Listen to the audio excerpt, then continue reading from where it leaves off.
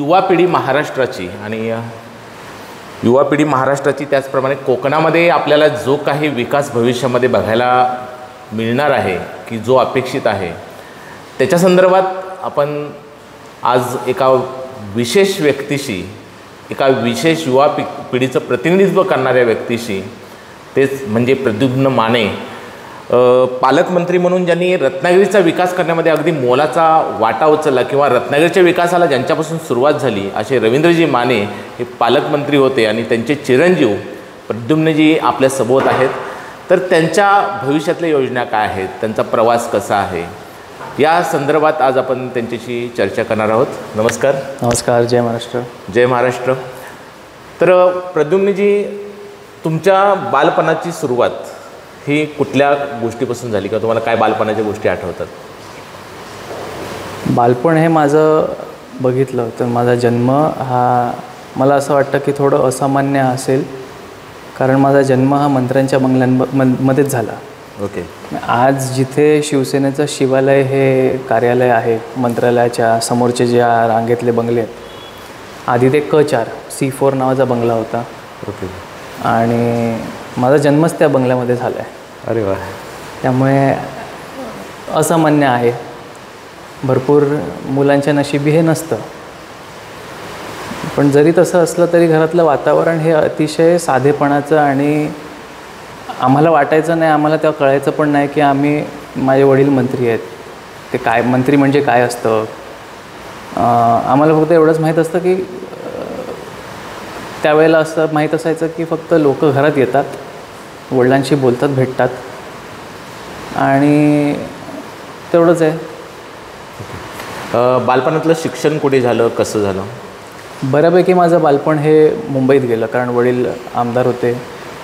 तर आईंचं होतं आणि आजींचं एक स्वप्न होतं की तू शिक्षण हे मुलांचं बऱ्यापैकी मुंबईत झालं पाहिजे, त्यांना जग कसं आहे ते कळलं पाहिजे. त्यामुळे जरी आपण रत्नागिरीमध्ये दर्जेदार शिक्षणासाठी साधनं असली तरी मुंबईतच शिकावं. मुंबईत मी GD सोमानी स्कूलला होतो, आणि त्या स्कूलची ओळख अशी आहे की त्या स्कूलमध्ये सर्व मंत्र्यांची मुलं, सगळे आपले जे IAS ऑफिसर्स आहेत मंत्रालयात काम करणारे, कारण तिथेच बाजूलाच आपलं कफपरेड एरिया आहे, तिथेच शाळा. त्यामुळे माझं बऱ्यापैकी शिक्षण हे तिथेच झालं. आणि जी काही पर्सनॅलिटी मला वाटतं माझ्यामध्ये आज आहे ती त्या शाळेने मला दिलेली, त्या वातावरणाने मला दिलेली पर्सनॅलिटी आहे, ज्याच्याने मला आज घडवलं आहे. अर्थात स्पोर्ट्समध्ये मी तिथेच घडलो. मी कोणता स्पोर्ट्स? मी सब ज्युनियर स्टेट लेवल खेळलो ॲथलेटिक्समध्ये. 100-200 मी स्प्रिंटर होतो. अरे वा. तर त्या सगळ्या गोष्टी तिथे असायच्या. शाळेचं वातावरण साधारण कसं होतं? तुम्ही त्या ठिकाणी कशा पद्धतीने एक्सपिरियन्स केलं की काय क्वालिटीचं एज्युकेशन त्या ठिकाणी दिलं जातं? शाळेतलं वातावरण हे एक असं वातावरण होतं की तिथे खूप मिक्सचर होतं. एक सांगतो तुम्हाला, मुंबई मिक्सचर आहे. अनेक समाजातली, अनेक राज्यांमधली, अनेक भाषा बोलणारी लोक, त्यांचे जे काय प्रथा परंपरा आहेत त्या वेगळ्या सगळ्या, आणि ते मुंबईमध्ये येऊन बसलेले आहेत, एवढी वर्ष राहत आहेत. त्यामुळे मुंबईतलं एकंदर कल्चर माझ्या शाळेमधलं असं होतं. मी राहायचो गिरगावला. म्हणजे मंत्रीपद जेव्हा नव्हतं त्याच्यामुळे मंत्री बंगला सोडला, त्यानंतर मग आम्ही गिरगावला राहायचो. गिरगाव हा अस्सल मुंबईतला मराठमोळी एरिया. बरोबर. त्यामुळे गिरगावातला गुढीपाडवा, जो पारंपरिक गुढीपाडवा मानला जातो महाराष्ट्रातला एक, त्याच्यानंतर शाळेमध्ये पूर्णपणे एक आपण बोलू शकतो हाय क्लास इंग्लिश कल्चर. त्याचबरोबर शाळेमध्ये काही त्या जवेरी बाजार किंवा चिरा बाजार, डायमंड मार्केट, ह्या आजूबाजूचे जे एरिया होते त्याच्यातले सगळे गुजराती मारवाडी व्यापारी, असं खूप एक मिक्सचर होतं. म्हणजे आम्ही एका वाक्यामध्ये 3 भाषा बोलून जायचो. अरे आणि नंतर मग ते आपण अर्थात म्हणजे स्कूलमध्ये इंग्लिश मीडियम स्कूल होती, बट तरीसुद्धा एक मल्टीकल्चरल एक असं असायचं छान वातावरण. त्याचबरोबर नेव्ही नगर जे आजूबाजूला जो नेव्हल एरिया आहे तिथे, तिथलंसुद्धा मिलिटरी आणि नेव्हीचे काही ऑफिसर्सची मुलं असायची. त्यांचं वागणं एक वेगळं असायचं, त्यांचं स्वतःला कॅरी करण्याचं एक पद्धत वेगळी असायची. तर ह्या भरपूर गोष्टी शिकायला मिळाल्या. स्पोर्ट्समध्ये मला खूप तिकडे वाव मिळाला. मी गायन पण तिथल्याच काही शिक्षिका होत्या. मला गायन जमतं हे माझ्या आईवडिलांपेक्षा त्यांना आधी कळलं आणि त्यांनी आईवडिलांना सांगितलं हा बऱ्यापैकी गातो. बरं, म्हणजे तुम्ही सिंगिंग पण करता? हो हो. ओके. माझी गाणीसुद्धा यूट्यूबवरती आहेत. बरं. तर ते सुद्धा होतं. तर तिथे बऱ्यापैकी स्कूलिंग माझं एक छान आयुष्य माझं मुंबईत गेलं. त्यानंतर मग इथे आम्ही वडिलांचं आजारपण आलं आणि मग सगळं जे काही कार्यभाराची आणि राजकीय जे काय होतं त्याची जबाबदारी आईंनी पेलवली. त्यामुळे मला मुंबईत ठेवणं आणि आईंनी इथे राहणं आणि मी एकटं राहणं किंवा कोणाच्या तरी सानिध्यात राहणं हे तितकंसं आईंना वाटलं नाही की ठेवावं मुंबईत. म्हणून मग मी नंतर कोल्हापूरला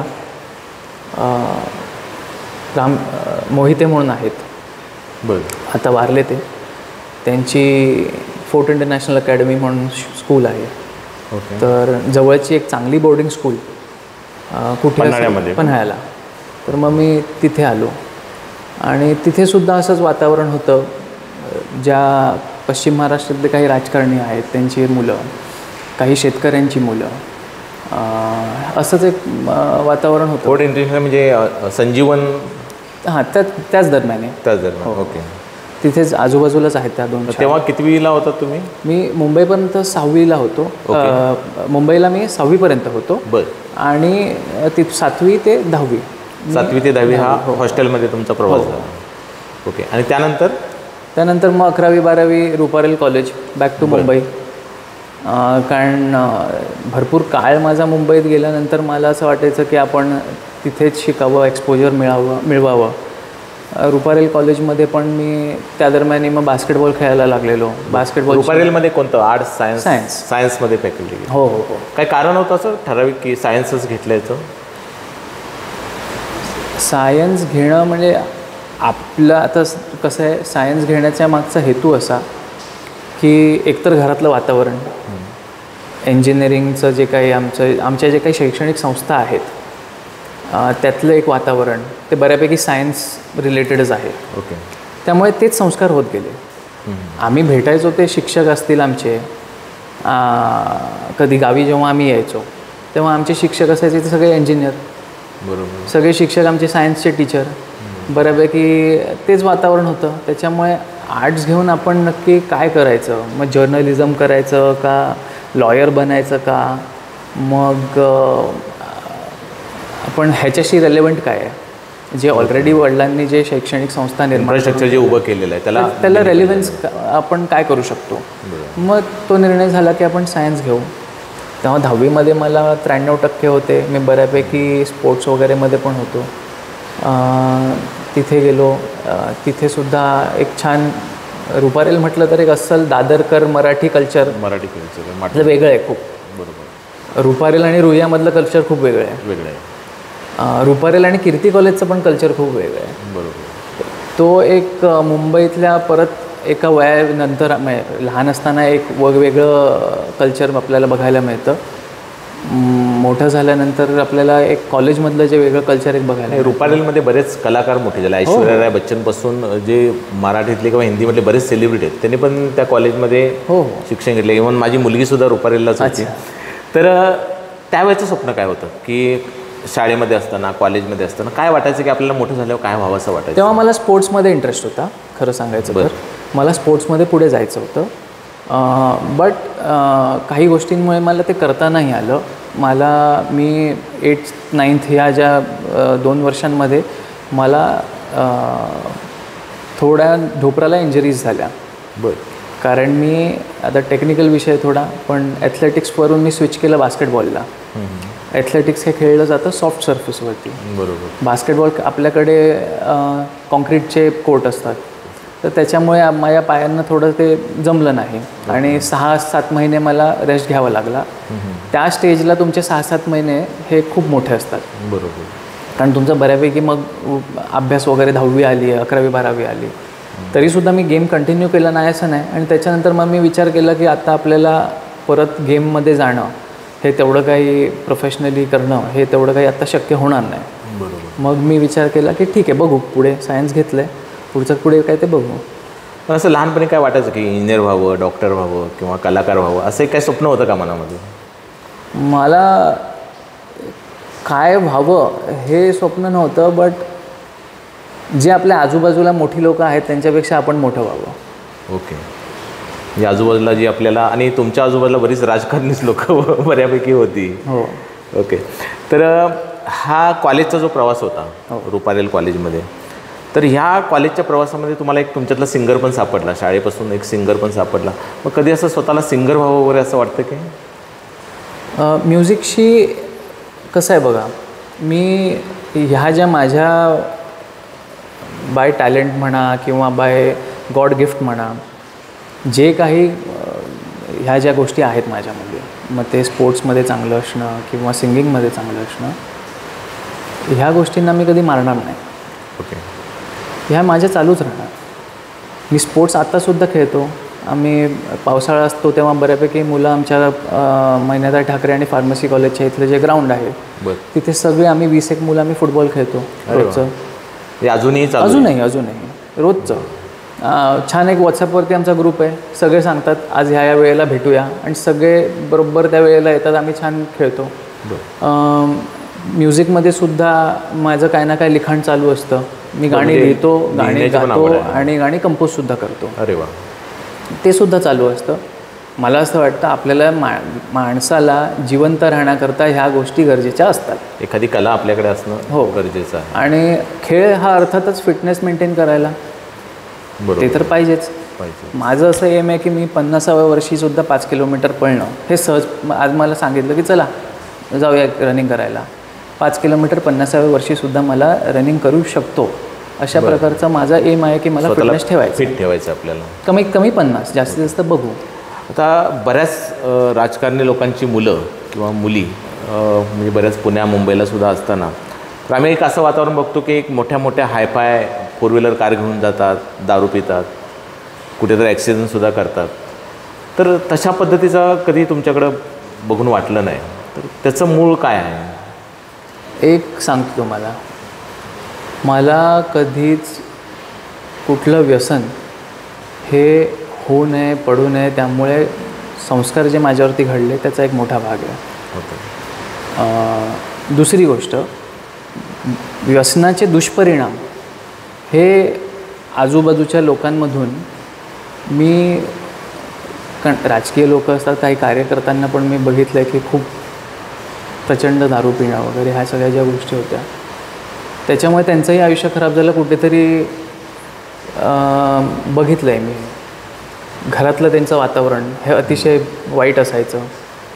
लोकांमध्ये आपण राहतो आपल्याला कळतं. तुमचे पण काही असतील ओळखीचे की त्यात माझा चांगला मित्र होता, दारूमुळे गेला. बरोबर. ह्या ज्या काही गोष्टी आहेत ना त्या, आणि मोरओव्हर स्पोर्ट्स खेळामध्ये असल्याकारणाने त्या सगळ्या गोष्टींपासून लांबच राहिलेलं चांगलं.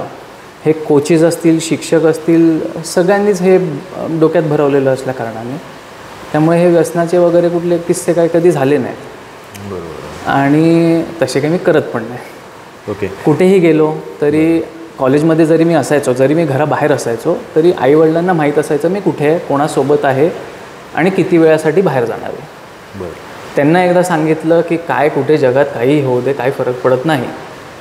म्हणजे जिथं जाईल तिथं आईला आधी आईवडिलांना इन्फॉर्म करूनच. ओके. मग त्यामुळे जे मोठे महागडे शौक बऱ्याच लोकांचे दिसतात की अगदी हायफाय गाड्या, बऱ्याच फ्रेंड्सना वगैरे घेऊन फिरणं, तर असं कधी वाटलं नाही का की ह्या म्हणजे ज्या कल्चरमध्ये तुम्ही कॉलेजमध्ये वाढलात किंवा जिथं आमदार खासदारांची मुलं असतात तर ज्या अशाच बऱ्याच सवयी असतात की चला कुठेतरी मित्रांना घेऊन आपण फिरायला जाऊ, मोठमोठ्या गाड्यांचे शौक करू, असं कधी स्वतःला त्यांच्याकडे बघून असं वाटलं नाही का? बघा, ज्याच्याकडे मोठी गाडी आहे तो असं नाही म्हणणार की मी लहान गाडीत जातो फिरायला. बरोबर. बरं, मित्रांसोबत बाहेर फिरायला जाणं ह्याच्यात काही वावगं नाही.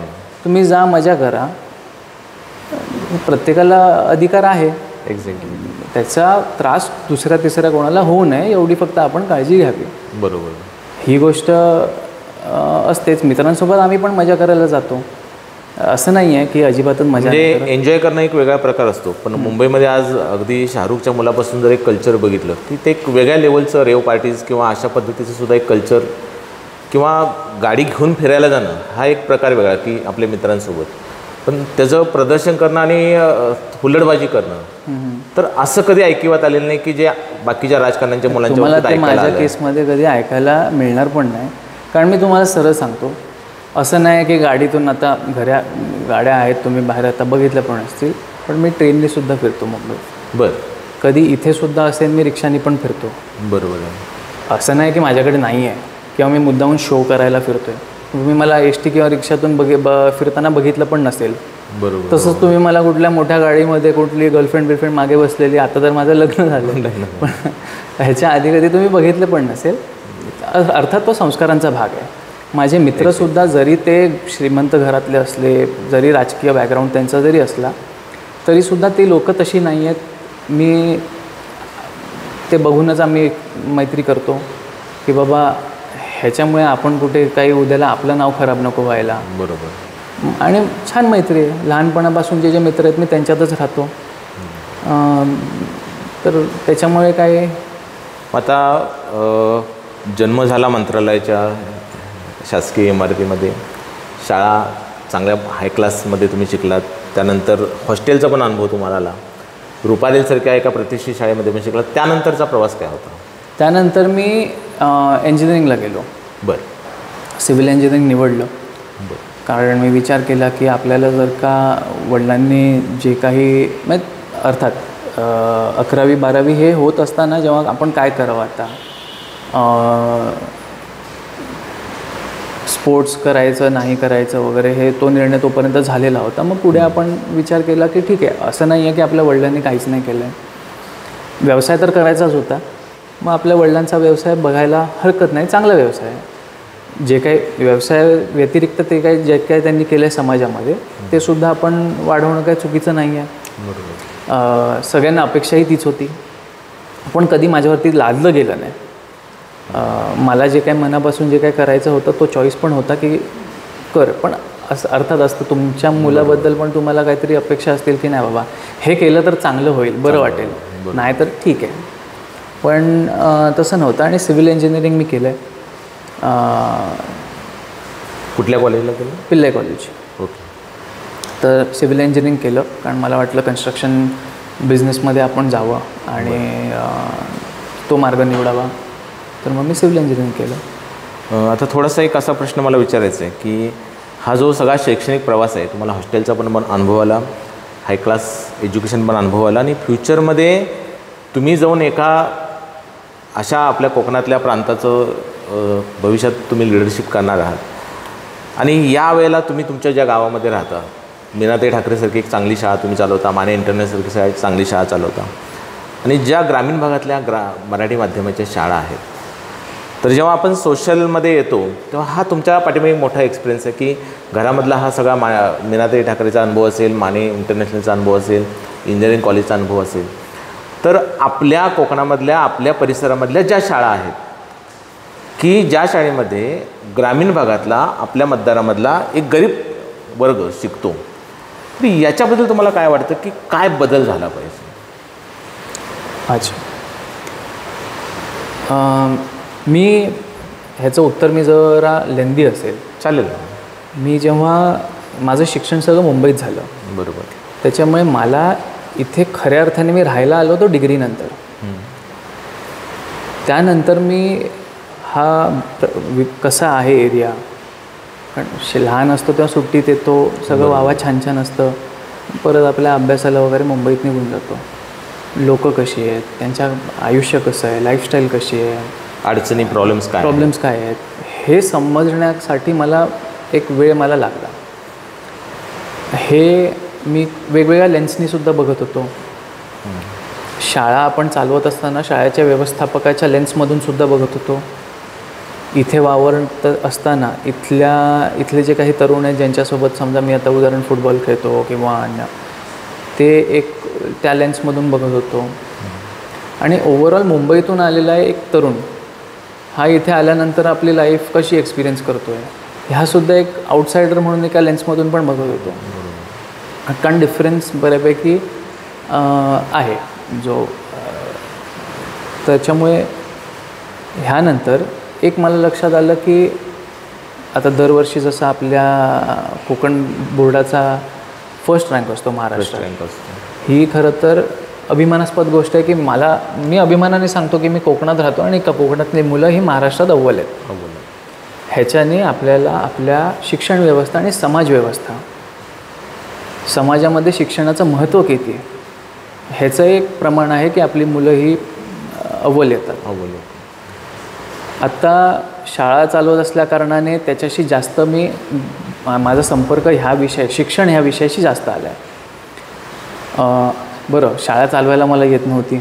जे काय आईवडिलांचे एक्सपिरियन्सेस आहेत किंवा जे आजूबाजूचे आमचे जे सोबत काम करणारे जे सहकारी शिक्षक आहेत त्यांचे सल्ले, त्यांच्या आयडियाज, त्याच्यात माझ्या आयडियाजची जोड, ह्याच्यातून मी करत होतो.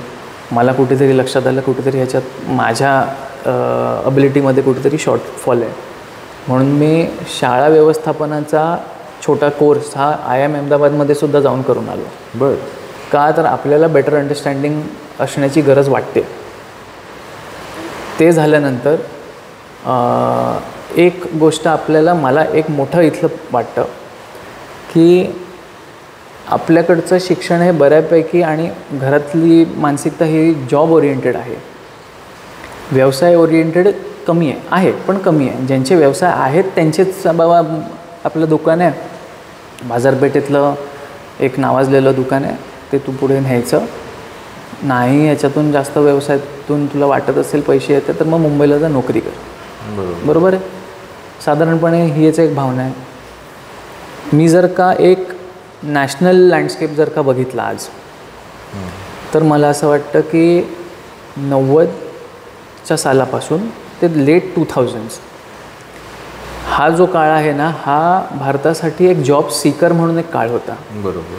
लोक आपल्याला गावातून शहरात नोकरी मिळेल काय, शहरातून अजून मोठ्या शहरात मिळेल काय, मोठ्या शहरातून परदेशात नोकरी मिळेल काय, हा एक पूर्ण एक थॉट प्रोसेस असायचा.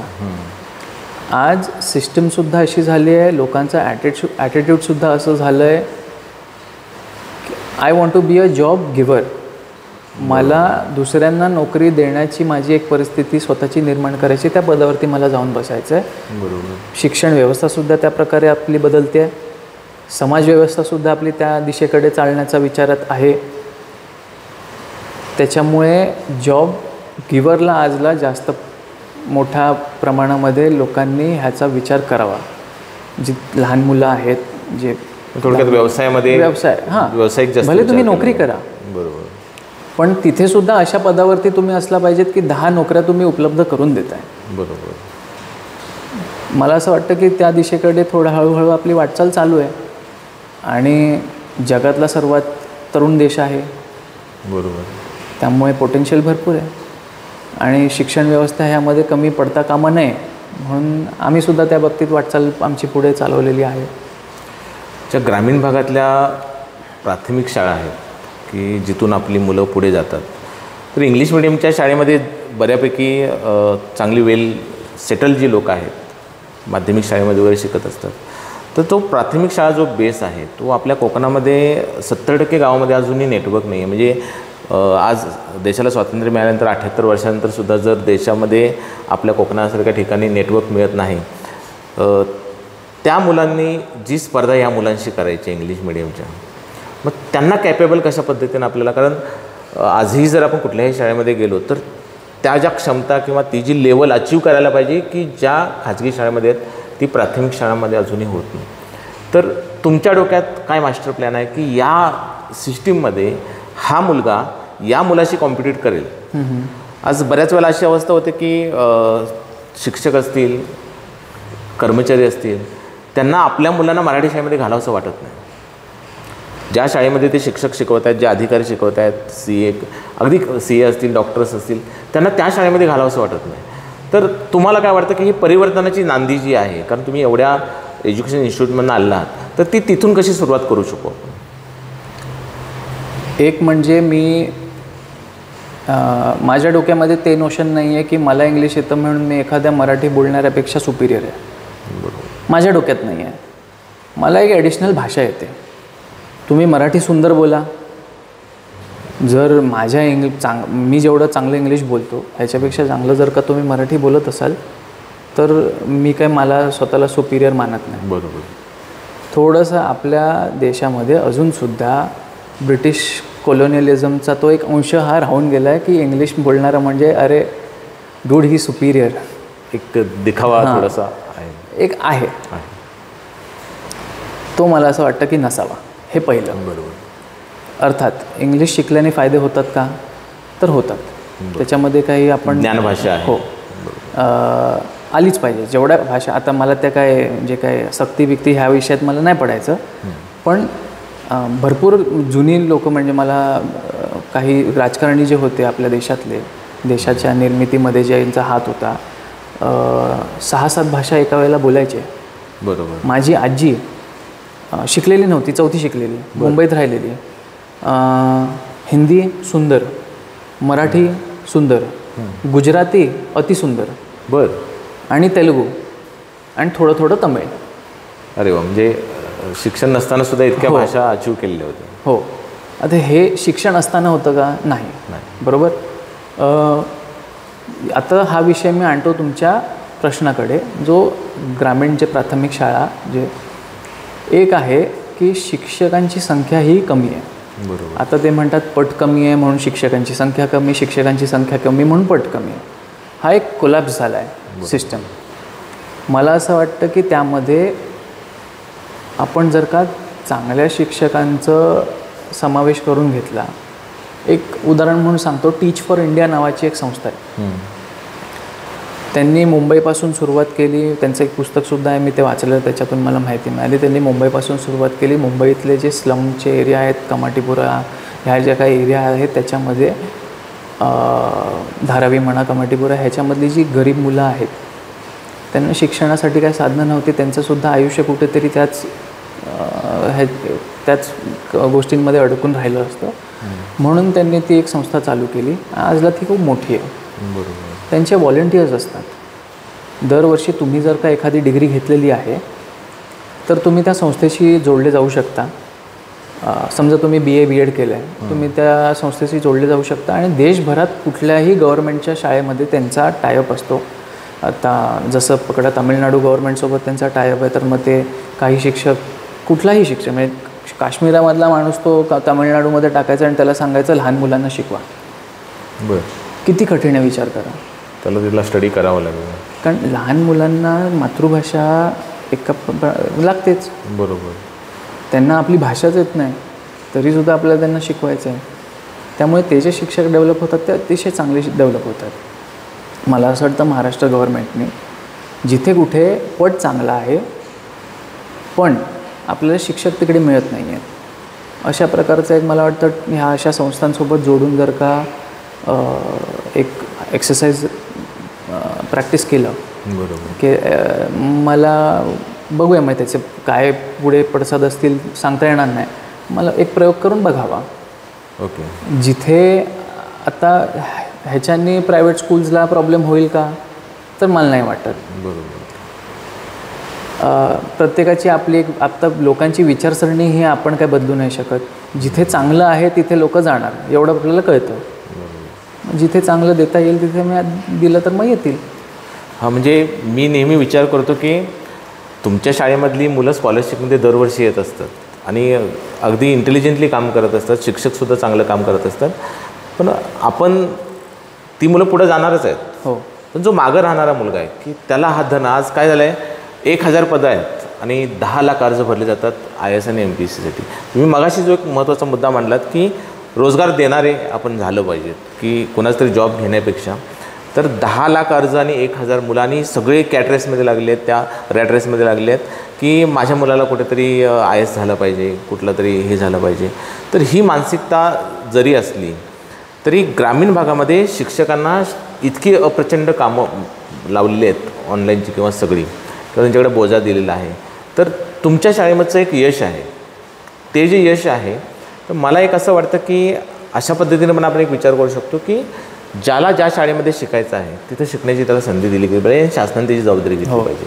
कारण शिक्षण हक्क कायद्यानुसार सगळ्यांना समान आणि मोफत सक्तीचं शिक्षण दिलं पाहिजे. मग एका वर्गाला एक शिक्षण, एका गरीब मुलाला एक शिक्षण, असा भेदभाव न करता असाही आपण एक विचार करू शकतो का किंवा हा ग्रामीण भागातला मुलगा आहे, त्याला जर माने इंटरनॅशनलमध्ये यायचं आहे तर त्यालाही ती संधी मिळाली पाहिजे.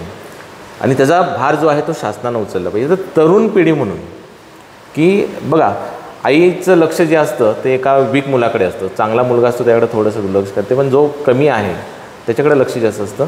तसं जी मुलं प्रगत आहेत, जी मुलं इंग्लिश मिडियममध्ये शिकतात ती ऑलरेडी चांगली होणारच आहेत. पण जो ग्रामीण भागातला बेस आहे की मागचा मुलगा आहे ज्याच्याकडे लक्ष दिलं जात नाही, तर अशा संदर्भात तुम्ही काय उपाययोजना राबवाल भविष्यामध्ये? हे तुम्ही मी सत्तेत आल्यावरती वगैरे विचारताय का कुठल्या पदावरती आल्यावरती विचारताय का ज्या स्टेजला मी आहे म्हणून विचार? तुम्ही आज ज्या स्टेजला आहात आणि भविष्यातलं तुमचं नक्कीच आहे की समाजकारणामध्ये, राजकारणामध्ये तुम्ही येणारच आहात, तर त्या बाबतीचं व्हिजन काय ते कळलं पाहिजे. एक मी जसं आता तुमचा आधीचा जो प्रश्न होता त्याच्यामध्ये प्रश्न आपण सॉल्व्ह करू शकतो. हो बरोबर. दुसरं क्वालिटी ऑफ एज्युकेशन. आता मी जो मुद्दा मांडला आहे की जी मानेमध्ये आहे, जी पोद्दारमध्ये आहे किंवा जी मीनाताई ठाकरेमध्ये आहे, ती क्वालिटी ऑफ एज्युकेशन आपल्याला त्यांना प्रोव्हाइड करायची आहे त्या वर्गाला. नाही मग ते कसं असतं, शिक्षक चांगले पाहिजेत. एक्झॅक्टली. आणि इन्फ्रा तेवढा चांगला पाहिजे. इन्फ्रा चांगला पाहिजे. हे दोन मला वाटतं त्याची उत्तरं आहेत. कारण किती कारण किती आता आमच्या मीनाताई ठाकरेमधले जे रिझल्ट आहेत ते बाकीच्या शाळांमध्ये का नाही मिळत? बरोबर. इन्फ्रा त्यांच्या आमच्यापेक्षा चांगला असेल कदाचित. मग समजा तुम्ही आमदार झाला तर तुम्ही काय कराल त्याच बाबतीत? हेच जसं मी बोललो ना, मला आता BEd झाल्यानंतर मे बी त्यांना ट्रेनिंग एक्स्ट्रा देणं गव्हर्नमेंटकडून किंवा असे एक्सरसाइजेस राबवणं की ज्याच्यामधून चांगले शिक्षक. कसं होतं सांगतो, एकदा मी शिक्षक झालो, बरोबर, मी एक वर्ग शिकवतो, 40 वर्ष मी एकच वर्ग शिकवतो. माझ्यामध्ये मी डेव्हलपमेंट काहीच नाही केली आहे. प्रोफेशनल डेव्हलपमेंट जर का कोणी करण्याच्या तयारीमध्ये असेल तर मग त्याच्यामध्ये अधिक काळ तो टिकू शकतो, अधिक प्रोफेशनली चांगला होऊ शकतो. नोकिया कंपनी का बंद झाली? डेव्हलप नाही, स्वतःला अपडेट नाही. बरोबर. तसंच आहे ना, पगार मला कसाही मिळतो आहे. बरोबर. लक्ष ठेवायला कोणी असेल नसेल आपल्याला काय तेवढा काही फरक नाही पडत. तास लावायचा, तास भरायचा. पण यामध्ये अजून एक भाग असा आहे की आपल्या कोकणामध्ये सुदैवाने खूप चांगल्या पद्धतीने शिक्षक काम करतात, म्हणजे सगळीकडे. पण प्रॉब्लेम असा आहे की शासनानेच त्यांना इतकी कामं लावली आहेत. म्हणजे तीळ किती ग्रॅम आहे, तेल किती ग्रॅम आहे, मी शासनात आलो तर मग ती कामं कमी करतो. म्हणजे मला हे म्हणायचं आहे की आपल्याला इन्फ्रास्ट्रक्चरबरोबर त्याने एक स्पेसिफिक जबाबदारी दिली पाहिजे. जसं प्रायव्हेटमधल्या शाळा आहेत तशा पद्धतीनं आपल्याला वर्कआउट केलं पाहिजे. थोडंसं मला असं विचारायचं आहे की कॉलेजमध्ये असताना ज्या तुमच्या प्रेम कहाणीला सुरुवात झाली ती कशी काय सुरुवात झाली? नाही, माझं अरेंज मॅरेज आहे. तुमचं अरेंज मॅरेज? हो. सगळ्यांना चुकीचं वाटतं की माझं लव्ह मॅरेज आहे. माझं अरेंज मॅरेज आहे. कारण सगळ्यांना असं वाटतं की तुम्ही लव्ह मॅरेज केलेलं आहे. नाही, माझं पूर्णपणे अरेंज मॅरेज आहे. बरं. आमचे काही फॅमिली, दोन्ही ज्या फॅमिलीज आहेत त्यांचे काही ओळखीची लोक, आपण अक्वेंटन्सेस म्हणतो, कॉमन आमच्या फॅमिलीमधले लोक आई वडील विचारून ठेवतात, अरे काय बाबा आहे आमचा मुलगा वगैरे कोण असेल. तुम्ही कॉलेजमध्ये असताना अशी काय लव्ह स्टोरी झाली नव्हती? ते राहू दे. ओके. नमस्कार. आपल्या स्वतःचं एक सुंदर घर असलं पाहिजे, त्या घराला 100% लोन मिळालं पाहिजे, त्याचा EMI पण आपल्याला भरायला लागू नये. घरासमोर एक सुंदरसा स्विमिंग पूल असला पाहिजे, घरासमोर एक गार्डन असलं पाहिजे, घरासमोर मंदिर असलं पाहिजे, मंदिराच्या वरती वॉटरफॉल असला पाहिजे, सुंदरशी कमळाची झाडं बाजूला असली पाहिजे, बर्थडे करायचं तर लॉन असलं पाहिजे. हे सगळं 5.5 लाख. खरं आहे, फक्त 5.5 लाखामध्ये जागा आणि घर, तेही रत्नागिरी शहरापासून 5 किलोमीटर अंतरावर, समुद्रापासून 14 किलोमीटर अंतरावर, रेल्वे स्टेशन पासून 9 किलोमीटर अंतरावर, रत्नागिरीच्या मध्यवर्ती मारुती मंदिर पासून 10 किलोमीटरच्या अंतरावर. आजच बुक करा. मँगो सिटी, माझा हक्काचा स्वतः.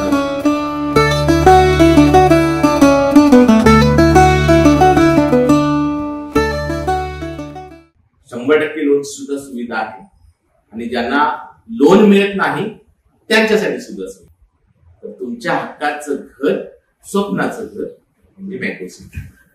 Welcome to metro city. आपल्या स्वप्नांचं बुकिंग आजच करा 7030016666.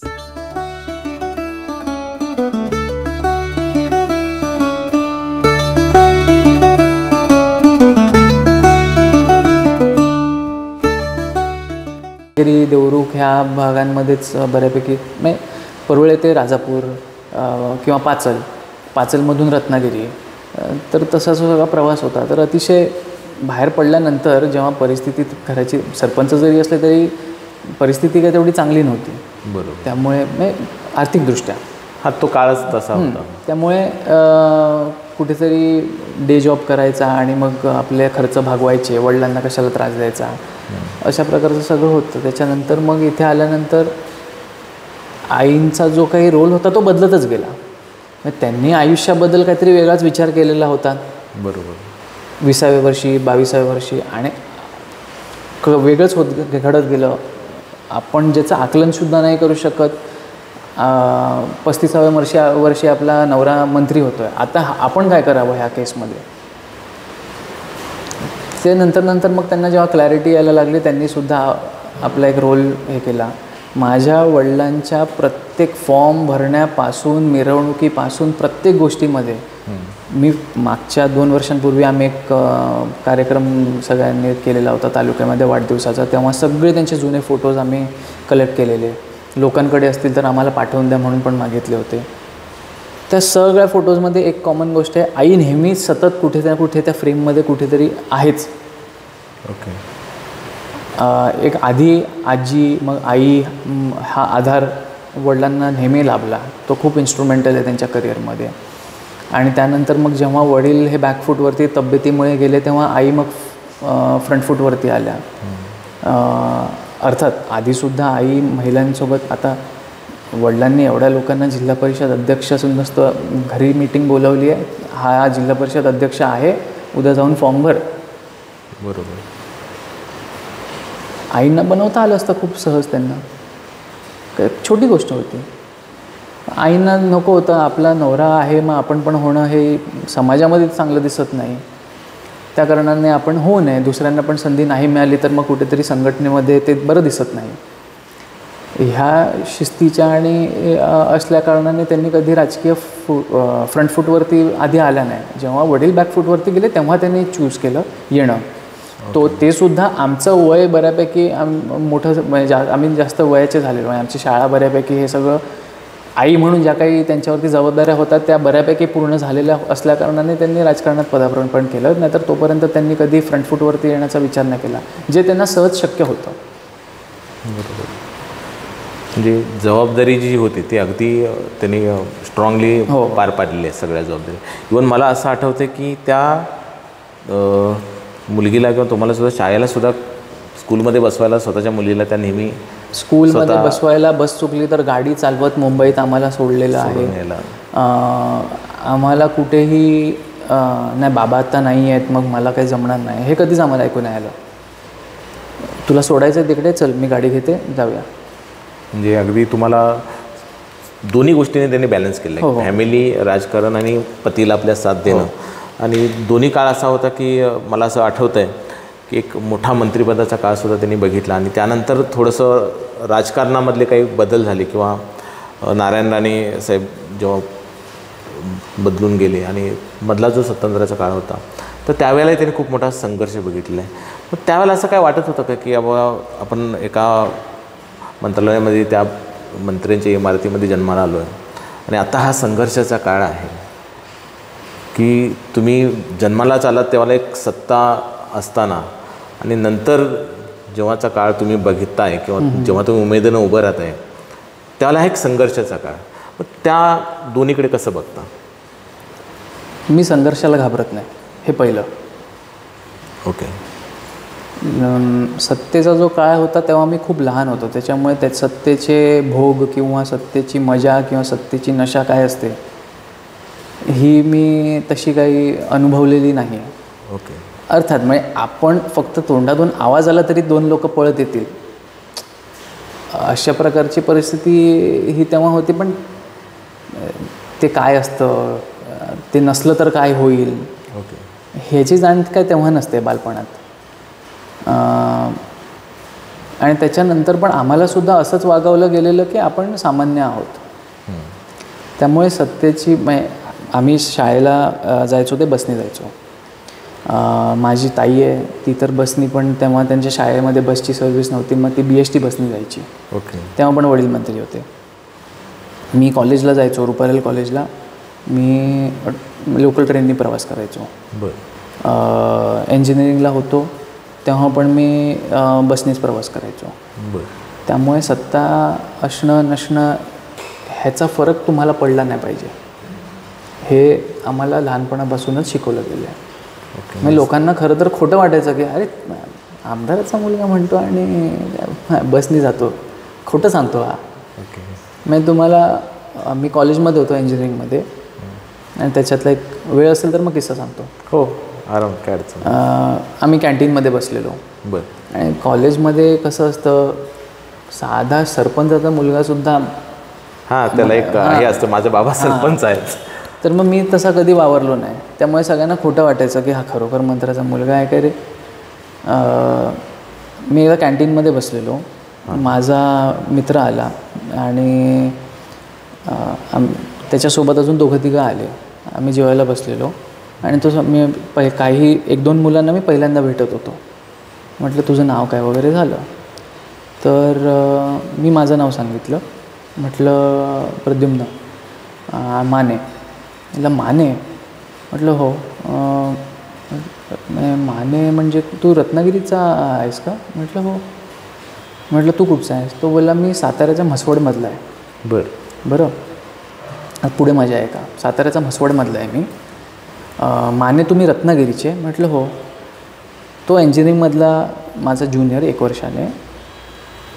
त्यांनी मला सांगितलं की माने आमच्याकडे ना म्हसवडमध्ये म्हसवडची पाण्याची लाईन केलेली. ते मंत्री होते रत्नागिरीतले, त्यांचं नाव रवींद्र माने. तुमचं काय कनेक्शन आहे का? मी म्हटलं त्याला ID दाखवला. हे बघ स्वतः तुम्हालाच विचारतायत. हां.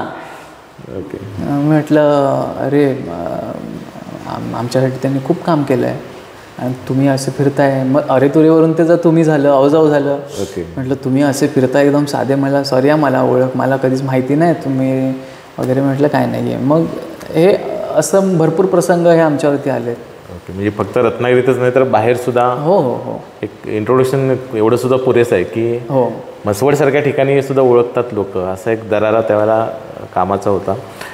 तर आई काँग्रेसची संस्कारामध्ये, कदाचित घरामध्ये काँग्रेसचे संस्कार होते. वडिलांच्यावर बाळासाहेब ठाकरेंचे शिवसेनेचे संस्कार होते, तुमच्यावरही तेच आहेत. जीवनसाथी जी लाभलेली आहे ती भाजपच्या विचारांची आहे. तर हे सर्वपक्षीय विचार, सर्वपक्षीय विचारांचं कॉम्बिनेशन हे माने घराण्यामध्ये. आता माझ्या मुलांचे काय विचार असतील ते वेगळे असतील. मग पुढची जी राजकीय कारकीर्द आहे त्याच्याबद्दल काय महत्त्वाकांक्षा आहे? मला कसं आहे, मी वडिलांचे एवढे प्रसंग बघितलेत, सत्ता असताना सत्ता नसताना. ओके. त्याच्यामुळे कुठल्या तरी पदावरती आपण असावं, मला आमदारच व्हायचं आहे. ते नाही झालं तर मग मी ह्या पक्षात जाणार, इथून तिकीट मिळवणार. ते नाही झालं तर मग मी ही सत्ता नाही आहे तर मी ह्या दुसऱ्या पक्षात जाणार, तिथून मी सत्तेत राहणार. हे काय आमचे विचार नाही. ओके. काम आपण कसं कुठलं करू शकतो. मला जर का एखादी गोष्ट करायची आहे तर मी ती कशी करेन. अर्थात आपण जर का लोकप्रतिनिधी असलो तर ते खूप सोप्या होऊन जातात. बरोबर. आपलं कामच आहे ते, आपला अधिकारच आहे तो, आपली जबाबदारी आहे.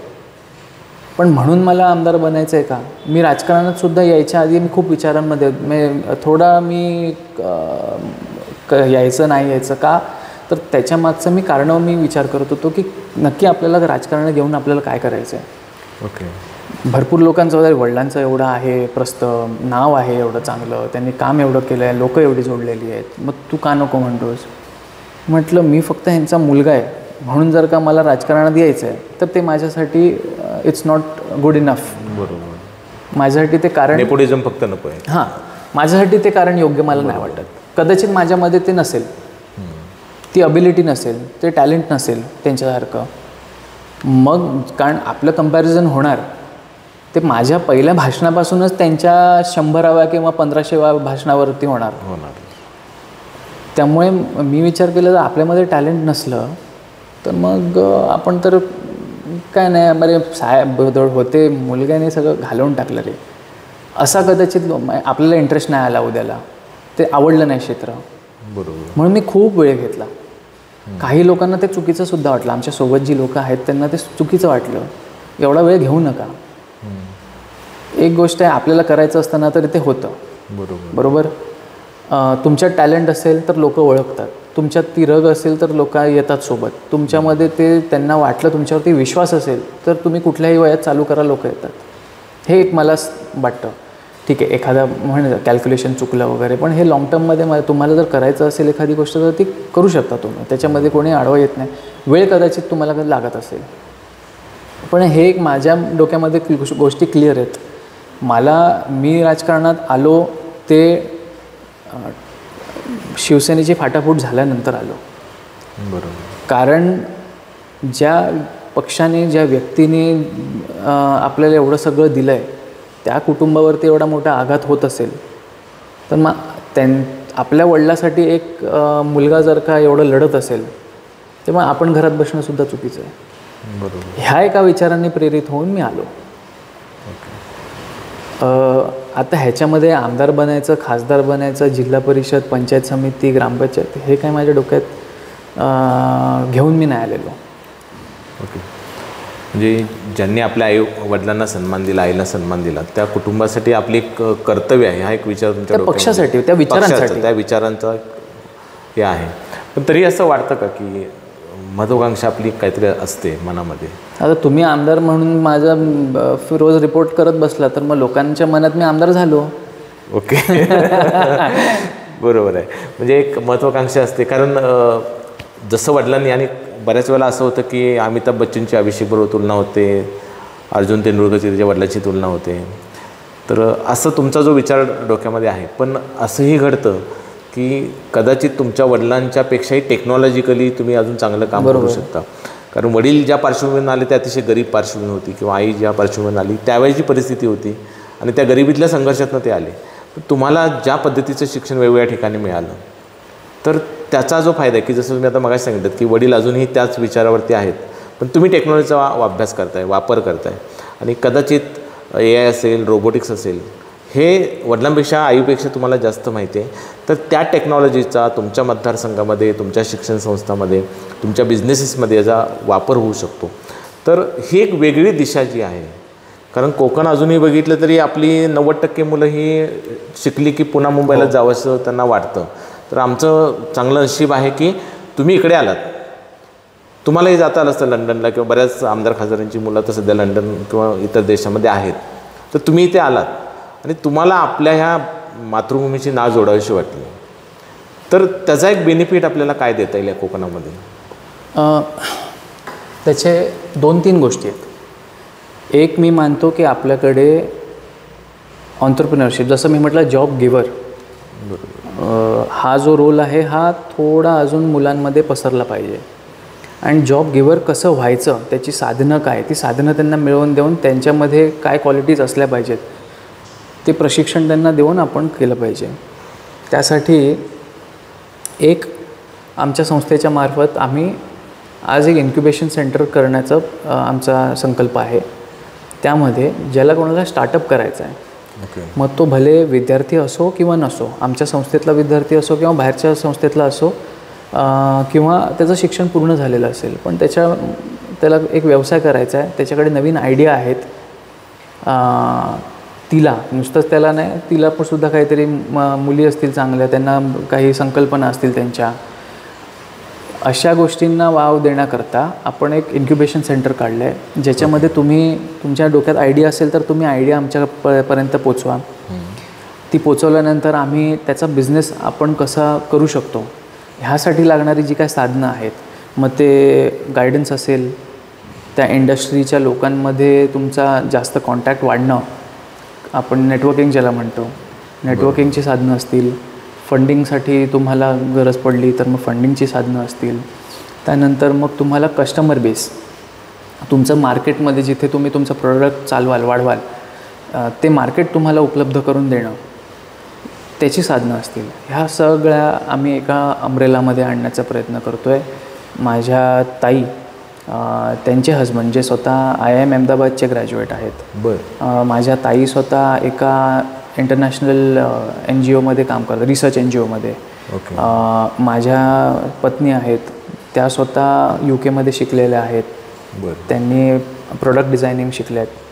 तर हे आम्ही सगळे हे त्यामध्ये आता पुढची पिढी काम करत आहोत आणि त्याच्यामधून आपल्या कोकणामध्ये नाही तर अन्य महाराष्ट्रातल्या भागामधून सुद्धा अशा प्रकारची मुलं ज्यांना व्यवसाय करायचा आहे ह्यांना कुठेतरी एक चांगलं आम्ही सुविधा उपलब्ध करून देण्याचा एक प्रयत्न आहे. हा झाला व्यवसायातल्या गोष्टी. एज्युकेशनमधल्या गोष्टी ज्या आहेत त्या तुम्हाला माहिती आहेत. रत्नागिरीमध्ये CBSE स्कूल नव्हती म्हणून माझ्या वडिलांना मला बाहेर ठेवावं लागलं. हीच कमतरता त्यांनी बघितली, हा शॉर्टफॉल त्यांनी बघितला आणि कुठेतरी मग त्यांनी विचार केला की आपण एक CBSE स्कूल काढावी. तर तेव्हा एक विचार होता की नाही साहेब आपण देवरुखलाच काढूया. आम्ही त्याला विरोध केला की देवरुखला काढलं तर तेवढं आपल्याला नाही करता येणार, स्टाफ मिळणं, त्या गोष्टी सगळ्या होणार, मग क्वालिटी मेंटेन करणं, म्हणून आम्ही रत्नागिरीत काढली. आणि आज रत्नागिरीतली आमची शाळा ही क्वालिटी काउन्सिल ऑफ इंडिया म्हणून एक संस्था आहे गव्हर्नमेंटची, सेंट्रल गव्हर्नमेंटची. जसं हॉस्पिटल्सला national accreditation board for hospitals, ते सुद्धा क्वालिटी काउन्सिलचं एक हॉस्पिटल्ससाठीचं सर्टिफिकेशन आहे. जसं NABL national accreditation board for laboratories, हे पॅथॉलॉजी लॅबसाठी त्यांचं सर्टिफिकेशन आहे. तसंच शाळांसाठी NABET national accreditation board for education and training, हे क्वालिटी काउन्सिल ऑफ इंडियाचं सर्टिफिकेशन हे रत्नागिरी, सिंधुदुर्ग, रायगड, कोल्हापूर ह्या 4 जिल्ह्यांमध्ये आमची एकमेव शाळा आहे. ती खूप मोठी आमच्यासाठी उपलब्धी आहे. जवळजवळ 100-150 मुलांच्यापासून सुरुवात होणार, मला वाटतं 750 मुलं तिथं शिकत आहेत. आणि MBA कॉलेज पण तुम्ही MBA सुद्धा आहे, ते पण सुरू केलेलं आहे. म्हणजे एज्युकेशनल इन्स्टिट्यूशनमध्ये तुम्ही आता खूप मोठ्या प्रमाणामध्ये काम करताय. आणि ह्या व्यतिरिक्त हे एक आमचं झालं एक ध्येय की बाबा बिझनेस हा करता आला पाहिजे. नोकरी तर आम्ही उपलब्ध करून देतो, शिक्षण चांगलं देतो आहे म्हणून नोकऱ्या उपलब्ध होत आहेत, नोकरीचं झालं.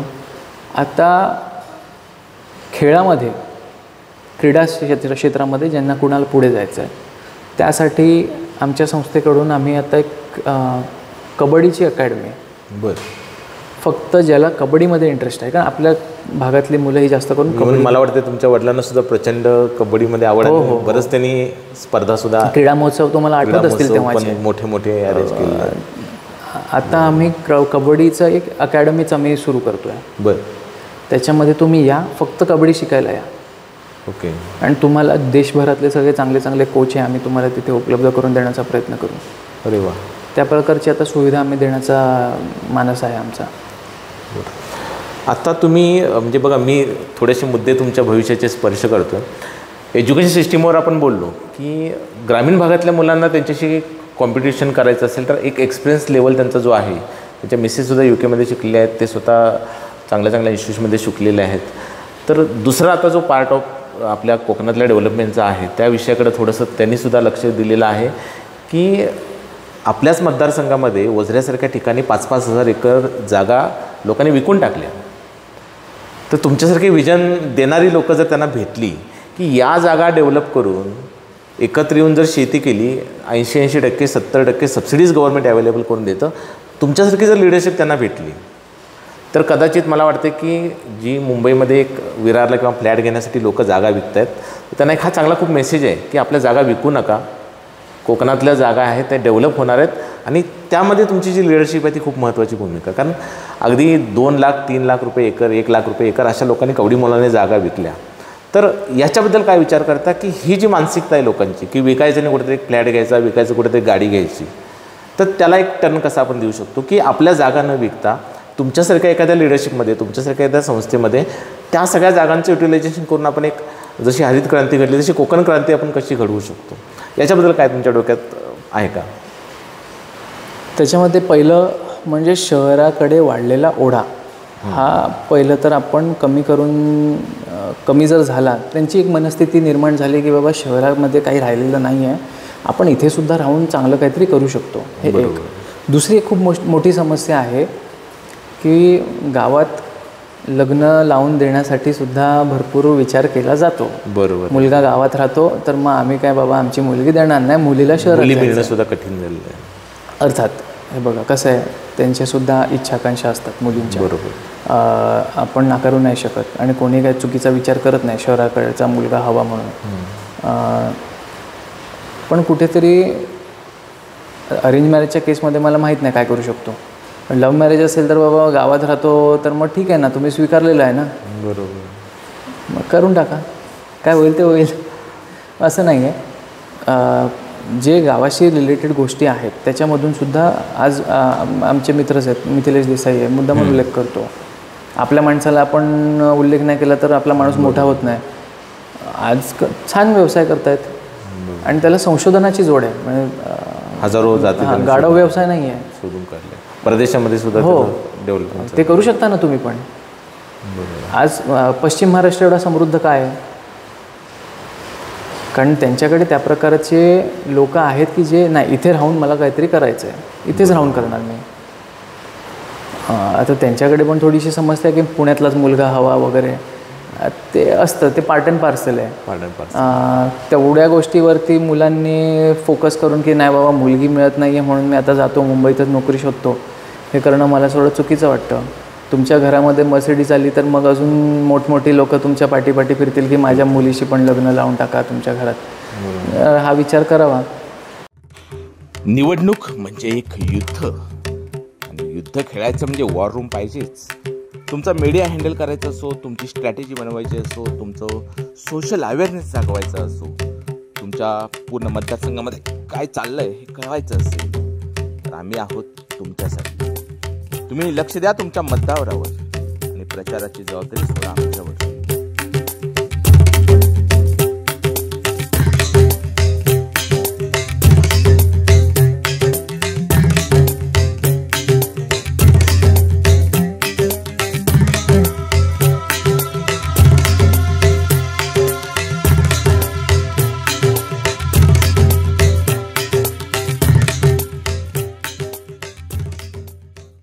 तुमची काय लिडरशिप असेल की आजही आपल्या अगदी कुंडीसारख्या ठिकाणी असतील किंवा वाशीसारख्या ठिकाणी असतील की जो तुमचा हा एक रुरल एरिया आहे, हजारो एकर जागा पडू नये, तर तुम्ही काय विचार करता की कसं आपल्याला डेव्हलप करता येईल? एक तरुण यंग जनरेशन मी तुम्हाला हा प्रश्न विचारतोय की कोकणामध्ये ह्या पडलेल्या जागा आहेत, त्यांना डेव्हलपमेंटचा काय प्लॅन तुमच्या डोक्यामध्ये येऊ शकतो? मी स्वित्झर्लंडला फिरायला गेलेलो. ओके, ठीक आहे.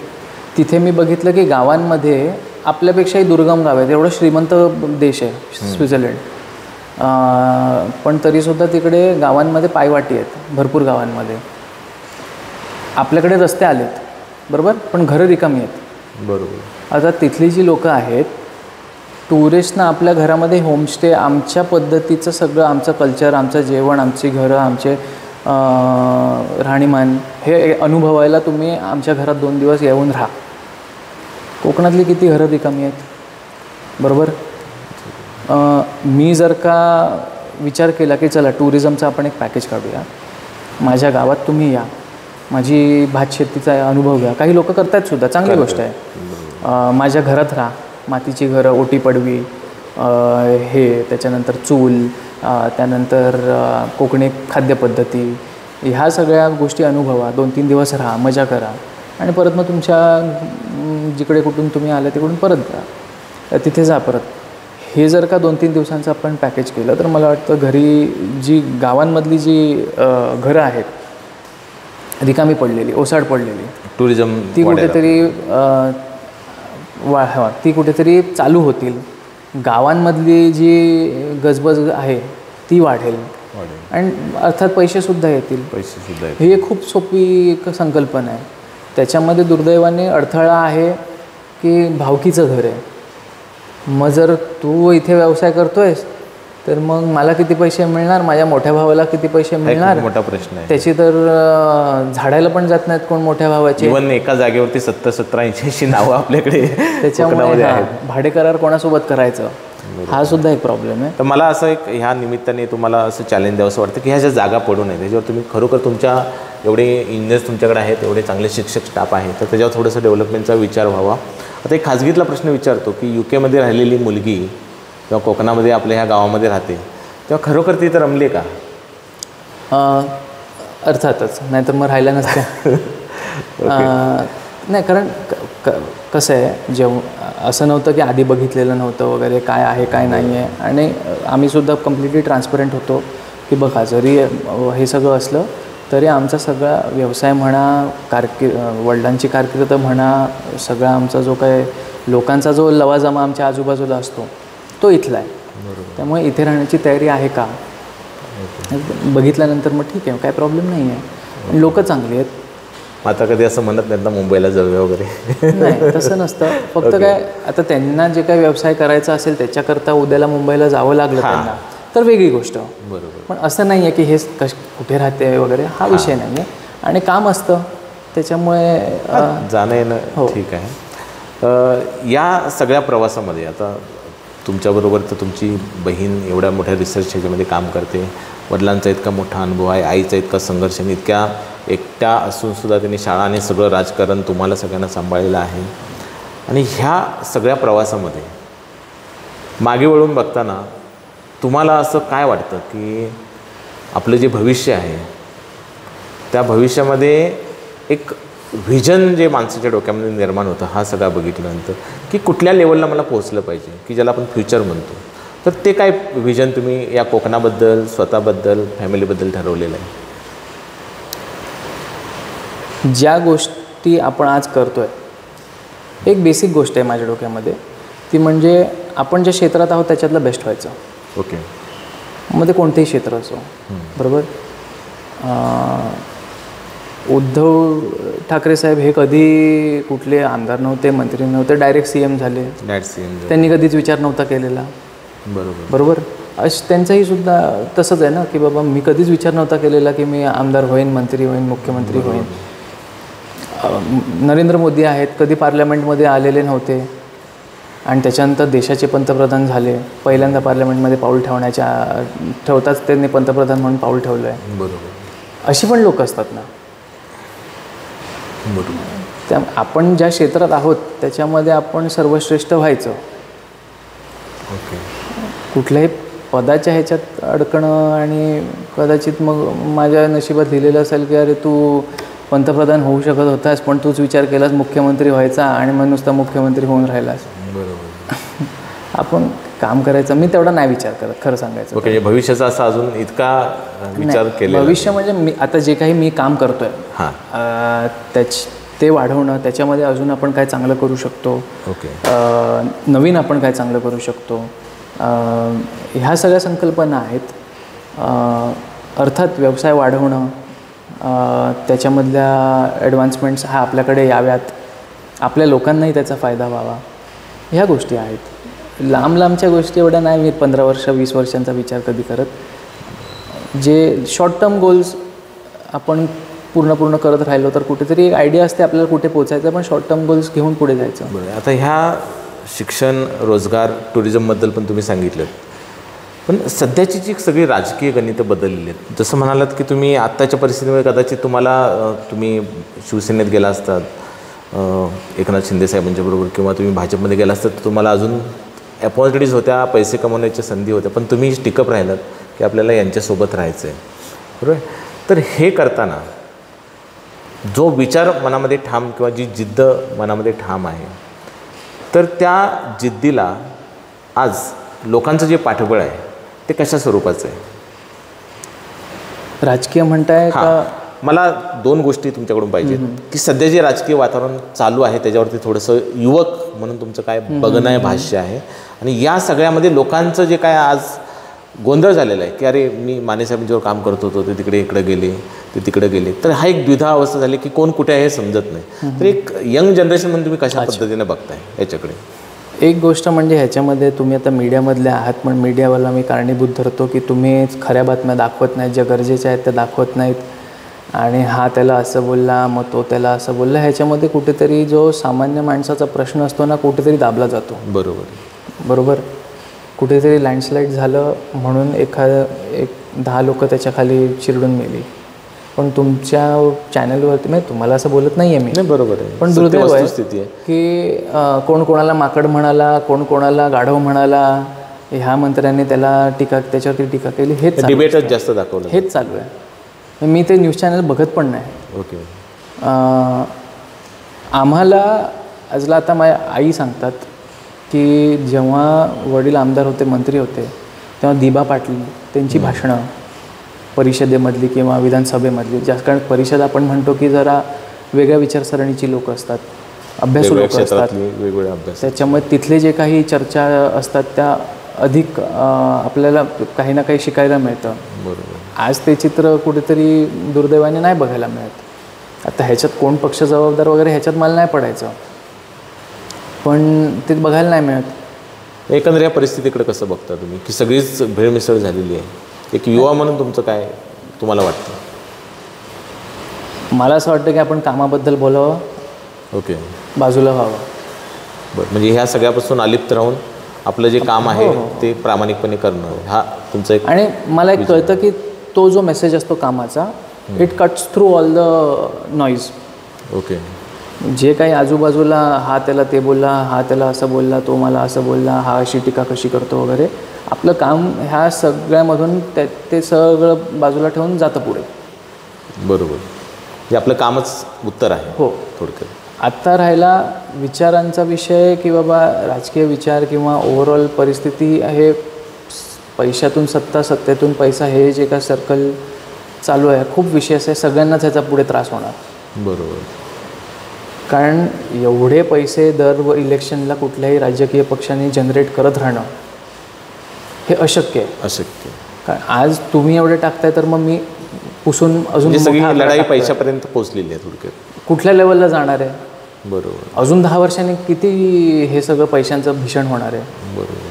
आणि तो लोकांच्या टॅक्समधलाच पैसा शेवटी वापरावा लागणार आहे. जिथून कुठून येत असेल तेच, म्हणजे हां, मग त्याचं पुढे कुठे बॅलन्स कुठे येईल? बरोबर. हा पण एक विचार असतो ना. कारण भरपूर आमदारांचे असं असतात की ह्या इलेक्शनला मी एवढे खर्च केले, मग 5 वर्ष ते कमवत बसा. एक्झॅक्टली, ते तर करावंच लागणार. मग आपण आमदार म्हणून लोकसेवा करावी का आपण टाकलेली इन्व्हेस्टमेंट काढू? हा पण एक विचार आहे. त्याच्यामुळे थोडा भरपूर. आणि मला वाटतं मी पक्षाचा म्हणून मी बोलत नाही, पण वरुण सरदेसाई जी आहेत, आमच्या पक्षाचे आमदार आहेत, त्यांनी अतिशय पहिल्या अधिवेशनामध्ये, म्हणजे 2024 इलेक्शन झाल्यानंतर आमदारकीचं जे अधिवेशन झालं पहिलं, त्यात त्यांनी अतिशय चांगला मुद्दा मांडला की आम्ही पहिल्यांदा विधानसभेमध्ये तरुण आमदार म्हणून येतो आहे. अशा जर का चर्चा चालणार असतील तर मग आम्ही बघणार काय मोठ्या लोकांकडे? काय म्हणून तुम्ही सिनियर्सकडून आम्ही काय शिकणार? बरोबर. हा पण एक प्रश्न आहे, सगळ्यांनाच पडतो. पण आपलं काम आहे करत राहायचं. म्हणजे जे चांगलं आहे ते घेऊन आपल्याला पुढे जायचं, पुढे वाटचाल करायला लागणार आहे. खूप चांगलं, बऱ्याच चांगल्या चर्चा आपल्याला रंगलेल्या आहेत आणि तुमचं व्हिजनसुद्धा यातनं मला क्लिअर कळतं आहे की टेक्नॉलॉजीला घेऊन आपल्याला पुढं जायचं आहे. तुमचं कोकणातलं आवडतं ठिकाण कोणतं? मार्लेश्वर. बरं. आवडतं खाद्यपदार्थ? मला थालीपीठ खूप आवडतात. म्हणजे मला घरातले सगळे चिडवतात, ह्याला बाकी काही नाही दिलं तरी हा थालीपीठ चालेल ह्याला. मग थालीपीठ असलं की काही प्रॉब्लेम नाही. ओके. आवडतं पर्यटन स्थळ? नाही, मला जगभर आवडतं. मला असं काही हे नाही आहे कुठेही. मला अजून मला एक्सप्लोअर करायचं आहे त्या प्रश्नाचं उत्तर द्यायला. आवडतं राजकीय व्यक्तिमत्व? आवडतं राजकीय व्यक्तिमत्व, आता माझी विचारसरणी जरी ठाकरी विचारसरणी असली तरी मला वाटतं सावरकर, कारण त्यांचं लेखणी सुंदर होती, त्यांचे विचार पक्के होते, विचार वेगळे होते आणि त्या विचारांशी ते ठाम राहिले. अर्थात बाळासाहेबसुद्धा सावरकरांचे विचारांचे पाईक होते. ठाकरे अर्थातच, बाळासाहेब, अटल बिहारी वाजपेयी, इंदिरा गांधी. ओके. अख्खा देश एका महिलेने त्या काळात, जेव्हा महिलांना जास्त कुठे उभं केलं जायचं नाही, पूर्ण त्या काळात त्यांनी अख्खा एक देश निर्माण करणं, ते सुद्धा अमेरिकेच्या नाकावरती टिचून आणि एकदम डिसिजनसुद्धा पॉवरफुल होते त्यांचे. ते मला अर्थात त्यांनी नंतर इमर्जन्सी किंवा जे नसबंदीचा जो विषय त्या काळात होता तो अतिरेक झाला, वादग्रस्त निर्णय. पण एक निर्णय घेतला तर तो करायचाच, हे जे त्यांच्यामध्ये एक धमक होती ती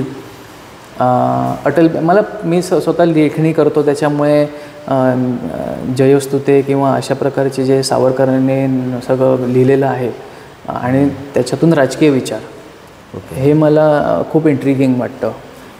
अटल बिहारींची देशप्रेमावरची जी काही कविता आहेत त्या मला वाटतात.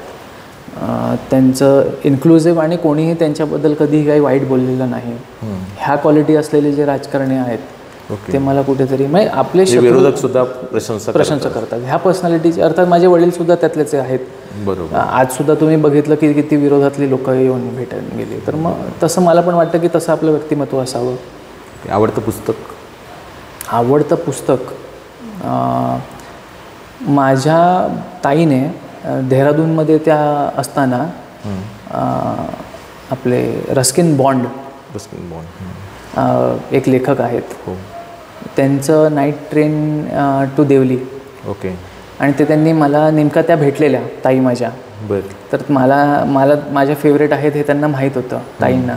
मग ताईंनी सांगितलं त्यांना की सर माझा भाऊ तुमचा फॅन आहे, तर तुमचं ऑटोग्राफ दिलेलं पुस्तक हे द्या त्याच्या नावाने. मग नाईट ट्रेन टू देवली मी ताईला सांगितलं की नाईट ट्रेन टू देवली तू मला त्यांच्या सहीचं घेऊन ये. अरे वा. आणि माझं बालपण हे त्यांनी बनवलं आहे, पुस्तक साहित्याच्या बाबतीतलं माझं बालपण हे रस्किन बॉन्ड यांची पुस्तकं वाचून गेलं आहे. त्याच्यामुळे ते माझ्या बालपणीचे म्हणून मला ते खूप योगावन त्यांची सिग्नेचर पण तुम्हाला मिळाली. हो. गुड. ज्याची वाचनाची क्षमता असते, जो रीडिंग करत असतो, त्याचे विचार प्रगल्भ असतात, संस्कार प्रगल्भ असतात. त्याला कुणीही किती त्याच्या बाजूला निगेटिव्ह लोक असतील, निगेटिव्ह परिस्थिती असेल, दारू पिणारे असतील, व्यसनं करणारे असतील, पण या पुस्तकांच्या संगतीमुळे आपण ठाम राहतो आपल्या निर्णयावर, आपल्या विचारावर. आणि हे तुमच्या वागण्या बोलण्यातनं दिसतं आहे. तर यंग जनरेशन जी तुमच्या सोबतची आहे, तुमच्या समोरची आहे, त्यांना काय सल्ला द्याल? आयुष्यात एक मला सल्ला असा मी नाही म्हणेन, पण काही गोष्टी आहेत, पेशंट राहा. गोष्टी पटकन मिळत नाहीत, पेशन्स लागतो. खूप लोकांमध्ये मी बघतो, कदाचित माझ्यात जास्त असेल बाकी इतरांपेक्षा, पण पेशन्स खूप कमी असतो. झटपट सगळं पाहिजे. पेशन्स ठेवा. दुसरी गोष्ट, आपले विचार निर्माण करा, आपली एक पर्सनॅलिटी निर्माण करा आणि जे काही तुम्हाला आवडेल त्या क्षेत्रामध्ये बिंदास काम करा. आज ना उद्या यश येणार. आम्ही सगळे इथे आहोतच. तर एक तरुण नेतृत्व असं ज्याला आपण म्हणतो की पॉझिटिव्हनेस ज्याच्यामध्ये आहे, की वडील सांगतात की कागदावर लिही, पण टेक्नॉलॉजी आपल्याला हँडल करायची आहे. आणि मगाशी जसं आपण म्हटलं की आईचा काँग्रेसचा वारसा, वडिलांचा ठाकरेवाना, मिसेसचा भाजप आणि ह्या सगळ्या याच्यामध्ये एक प्रगल्भ विचारसरणी आहे आणि त्याचं जे व्हिजन आहे त्यामधनं एक नवीन व्हिजन तयार झालेलं आहे. तर फक्त आता शेवटचा वेळ मी असा घेतो आहे की हे व्हिजन आम्हाला कशा रूपाने बघायला मिळेल? ते आता मतदार तुम्ही ठरवायचं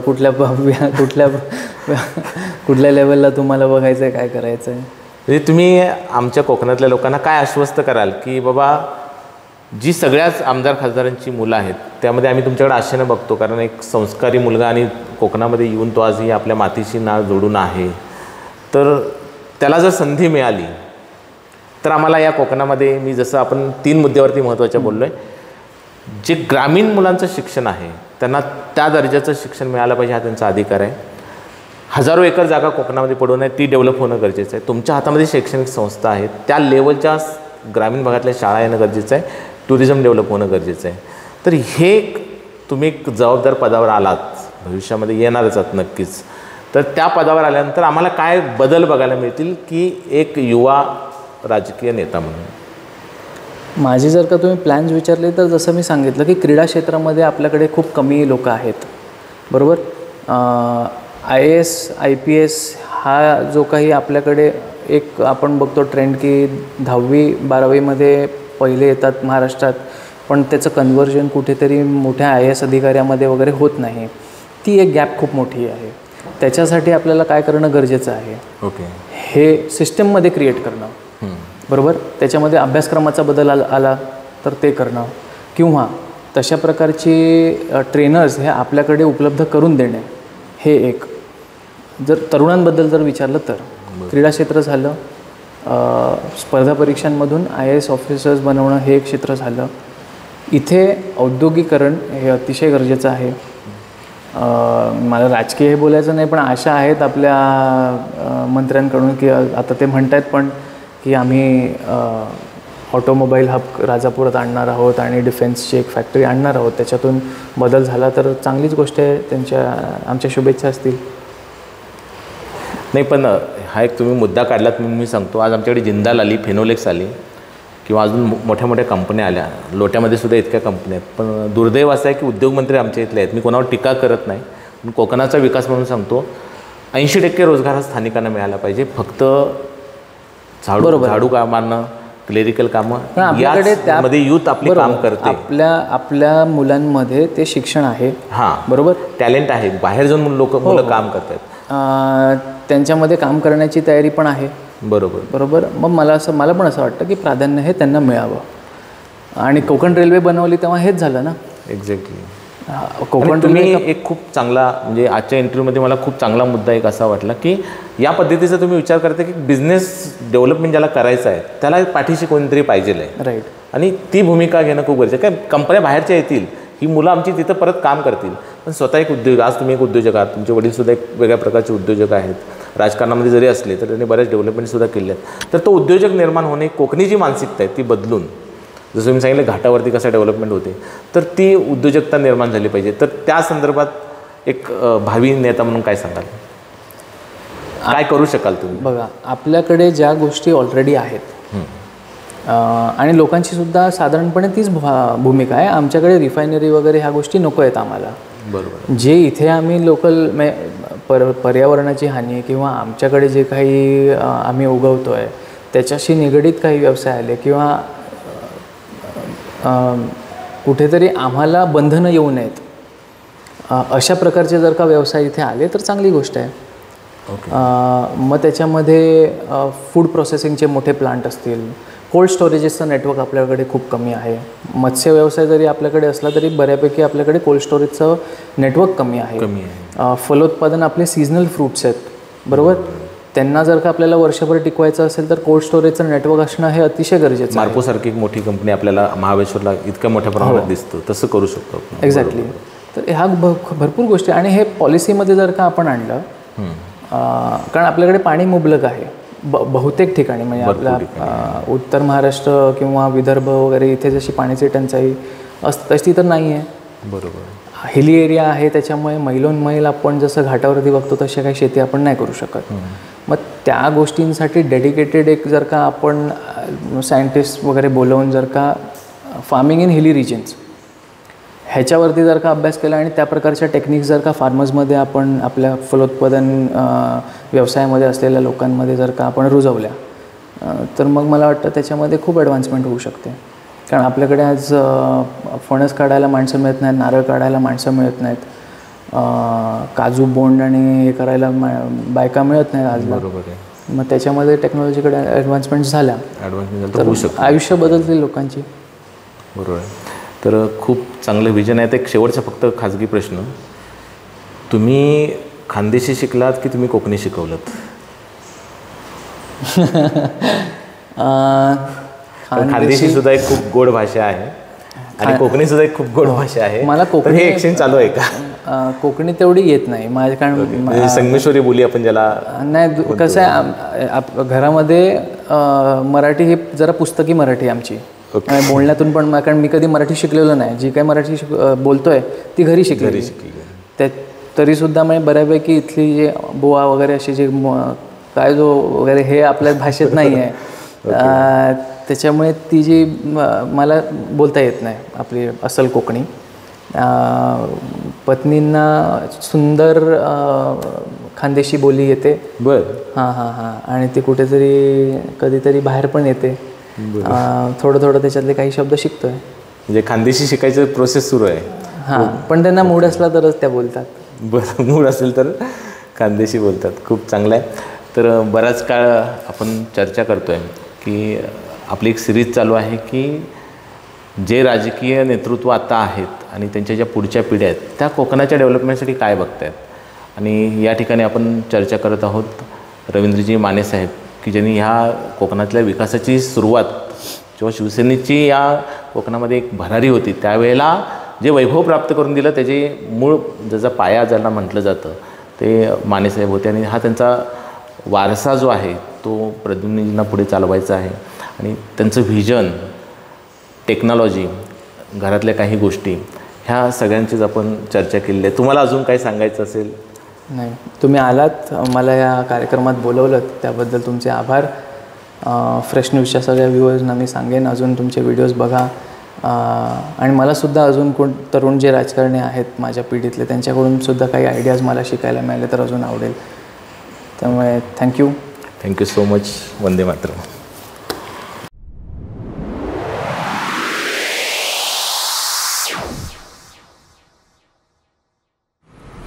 नमस्कार, मी प्रवीण केने. आजपासून आपण चाणक्य नावाच्या एका सिरीजला सुरुवात करतोय. इसवी सन 350 वर्षापूर्वी चाणक्याचे वडील शिक्षक होते आणि त्यावेळच्या राजकीय परिस्थितीवर भाष्य केल्यामुळे चाणक्यांच्या वडिलांना तुरुंगामध्ये ठेवून त्यांना मारण्यात आलं. आणि चाणक्यांच्या डोक्यामध्ये अतिशय चांगल्या पद्धतीने बसलं होतं. चाणक्याने अर्थशास्त्र आणि राजनीती या विषयामध्ये अभ्यास करून तो एक शिक्षक झाला. आणि राजकारणामध्ये प्रवेश करताना त्याचा झालेला एक अपमान आणि त्या अपमानाचा बदला म्हणून त्याने चंद्रगुप्त मौर्याला त्यावेळच्या राजकीय परिस्थितीवर भाष्य करण्यासाठी भाष्य केल्यामुळे त्याच्यावर जो काय आरोप केला गेला, त्याला जो काय त्रास दिला गेला, त्यामुळे मगध देशाचा राजा त्याने चंद्रगुप्त मौर्याला केला. आज लोकशाहीमध्ये आपण आहोत. इसवी सन 350 वर्षापूर्वीचा काळ आणि आज 2024-25चा काळ. याही वेळेला जर तुम्ही काही बोललात तर तुमचं तोंड कसं बंद करायचं हे चांगल्या पद्धतीनं तुम्हाला त्याचा धडा दिला जातो. आणि म्हणून लोकांनी बोलण्याचं बंद केलेलं आहे आणि लोकांनी बोलावं, लोकांना बोलतं करावं आणि असा एक चंद्रगुप्त मौर्य तयार व्हावा की जो या समाज व्यवस्थेमध्ये आवाज उठवेल, अन्यायाविरुद्ध आवाज उठवेल. दिल्लीपासून ते गल्लीपर्यंत सगळ्या खोट्या घोषणा, खोटे आरोप प्रत्यारोप, पोकळ हवेवरती विरणारी सगळी आश्वासनं. साधं मी ज्या गावामध्ये राहतो त्यामध्ये एक नगरपालिकेचं हॉस्पिटल चालू झालं आणि हॉस्पिटल चालू झाल्यानंतर मला असं वाटलं की अरे वा, मल्टी स्पेशालिटी हॉस्पिटल आता लोकांना मोफत मिळणार. एक हॉस्पिटल कसं आहे ते बघावं तरी. हॉस्पिटल बघायला गेलो तर मला लक्षात आलं की रत्नागिरी नगर परिषदेची जागा एका मुंबईच्या फाउंडेशनला भाड्यानं देण्यात आली आणि त्यामध्ये सर्व प्रकारचे उपचार हे पेड होणार आहेत, शासकीय योजना सोडून. किंवा जर औषधं घ्यायची असेल तर तुम्हाला बाजूच्या केमिस्ट कडून घ्यावे लागणार. मग रत्नागिरीमध्ये एवढ्या फाउंडेशन असताना ते मुंबईतल्या एखाद्या फाउंडेशनला ही जागा देण्याची, करोड रुपयाची जागा, करोड रुपये भाडं येऊ शकण्याची जागा देण्याची आणि तेही एका राजकीय आमदाराच्या जवळच्या डॉक्टरला देण्याची काय गरज होती? असेच बरेच प्रश्न आहेत की रस्त्यावरती खड्डे इतके मोठे मोठे आहेत की लोक त्या खड्ड्यामधून जाणं पसंत करतात पण खड्ड्याबद्दल बोलायला पसंत करतात. मी ज्या ठिकाणी राहतो मला संघर्षाची भूमिका नाही मांडायची, पण माझ्या भागामध्ये ज्या ठिकाणी मी राहतो, ज्या ठिकाणी मला अडचणी दिसतात तिथं जर मी बोललो नाही तर कदाचित छत्रपती शिवाजी महाराजांचं नाव घेण्याची योग्यता माझी असणार नाही आणि येणारा 200-300 वर्षानंतरचा काळ मला माफ करू शकणार नाही. म्हणून मी एक शिक्षक म्हणून मला बोलणं गरजेचं आहे. मी ज्या भागामध्ये राहतो त्या ठिकाणी एक सुंदरसं एकता मार्गला गार्डन होतं. त्या गार्डनवरती 5 ते 7 कोटी रुपयाचा खर्च केलेला होता आणि 5 ते 7 कोटीचा खर्च केल्यानंतर यावर्षी रत्नागिरीमध्ये इतक्या मुबलक मोकळ्या जागा असताना ते गार्डन तोडण्यात आलं. तिथं आलेली सुंदर झाडे तोडण्यात आली आणि ती झाडं तोडून त्या ठिकाणी एक सिमेंटची वास्तू बनवून तिथे एक ध्यान मंदिर उभारण्याचा घाट घातला गेला. तेही आपल्या राजकीय जवळच्या लोकांना टेंडर मिळावं म्हणून. आमच्या इथं थेबा पॅलेस आहे. थेबा पॅलेस हे बौद्धकालीन एक राजा होता, बौद्ध धर्मावरती विश्वास असणारा. इतकी मोठी जागा तिथे आहे, त्या ठिकाणी बांधला असं तरी काही हरकत नव्हती. रत्नागिरीमध्ये एक सुंदर नाट्यगृह आहे आणि त्या नाट्यगृहाचं 5 कोटी रुपये खर्च करून, कदाचित 5 कोटीपेक्षा कमी जास्ती असेल, उभारणी करण्यात आली होती. आणि ते नाट्यगृह रिपेअरिंग करण्यासाठी 5 ते 10 कोटीचा खर्च केला जातो. ज्या हॉस्पिटलमध्ये 1000 डॉक्टर्स असण्याची गरज आहे तिथे 300 आणि 400 सुद्धा डॉक्टर्स नाही. काल एक मुलगी विंचू चावून मेली आणि विंचू चावून मेल्यानंतर तिला व्यवस्थित उपचार सुद्धा सिव्हिल हॉस्पिटलला मिळाले नाही. कोणताही रुग्ण गेला तर त्यांना सांगितलं जातं की तुम्ही खाजगीला हलवा, तुम्हाला जर अँब्युलन्स करायची असेल तर प्रायव्हेट अँब्युलन्स करा. खरं तर 108ची अँब्युलन्स फ्री आहे, लोकांना कधी कळणार आहे? किती प्रश्न आहेत. एखाद्या आमदाराच्या, एखाद्या मंत्र्याच्या शाळेमध्ये सगळ्या सुविधा असतात आणि एखाद्या ग्रामपंचायतीच्या गावातली शाळा, एखाद्या नगरपालिकेतली शाळा याच्यामध्ये मात्र साधं संडास बाथरूम सुद्धा असतो. आमच्या रत्नागिरीमध्ये रिमांड होमची मुलं ज्या शाळेमध्ये जातात त्या शाळेमध्ये साधं शौचालय नाहीये. मग कुठल्या दिशेने आपण प्रवास करतो? शिक्षकांची पिढीच्या पिढी ही अभ्यासाने पुढे पास होते. 6वी 7वीला आलेल्या मुलाला बेसिक कन्सेप्ट क्लिअर नव्हता, तो 8वी मध्ये जातोय आणि याला कारणीभूत आहे की शिक्षकांना लागणारे अशैक्षणिक कामं त्याला शिकवण्यासाठी वेळच दिला जातो. मग या विषयावरती मी एक पत्र शासनाला लिहिलं, केंद्र प्रमुखांना लिहिलं, मी विस्ताराधिकाऱ्यांनी लिहिलं, मी गट शिक्षणाधिकाऱ्यांनी लिहिलं, मी मुख्य कार्यकारी अधिकाऱ्यांना लिहिलं, जिल्हाधिकाऱ्यांना लिहिलं, शिक्षण मंत्र्यांना लिहिलं, पंतप्रधानांना लिहिलं, विरोधी पक्ष नेत्यांना लिहिलं, आणि एकाही सज्जनाने त्याचं उत्तर देण्याचं धारिष्ट्य केलं. माझा प्रश्न होता की 76 वर्षानंतर रत्नागिरीतल्या 70% गावामध्ये नेटवर्क नाहीये. माझ्या शाळेमध्ये नेटवर्क नाही, मी मुख्याध्यापक म्हणून काम करतो आणि हे काम करताना रोज मला ऑनलाईनची लिंक भरावी लागते, रोज मला ऑनलाईनची कामं करावी लागतात आणि यासाठी मला 12 किलोमीटर जर लांब जावं लागत असेल तर माझ्या शाळेमध्ये मला इंटरनेट आणि कॉम्प्युटर मिळाल्याशिवाय हे काम करणार नाही.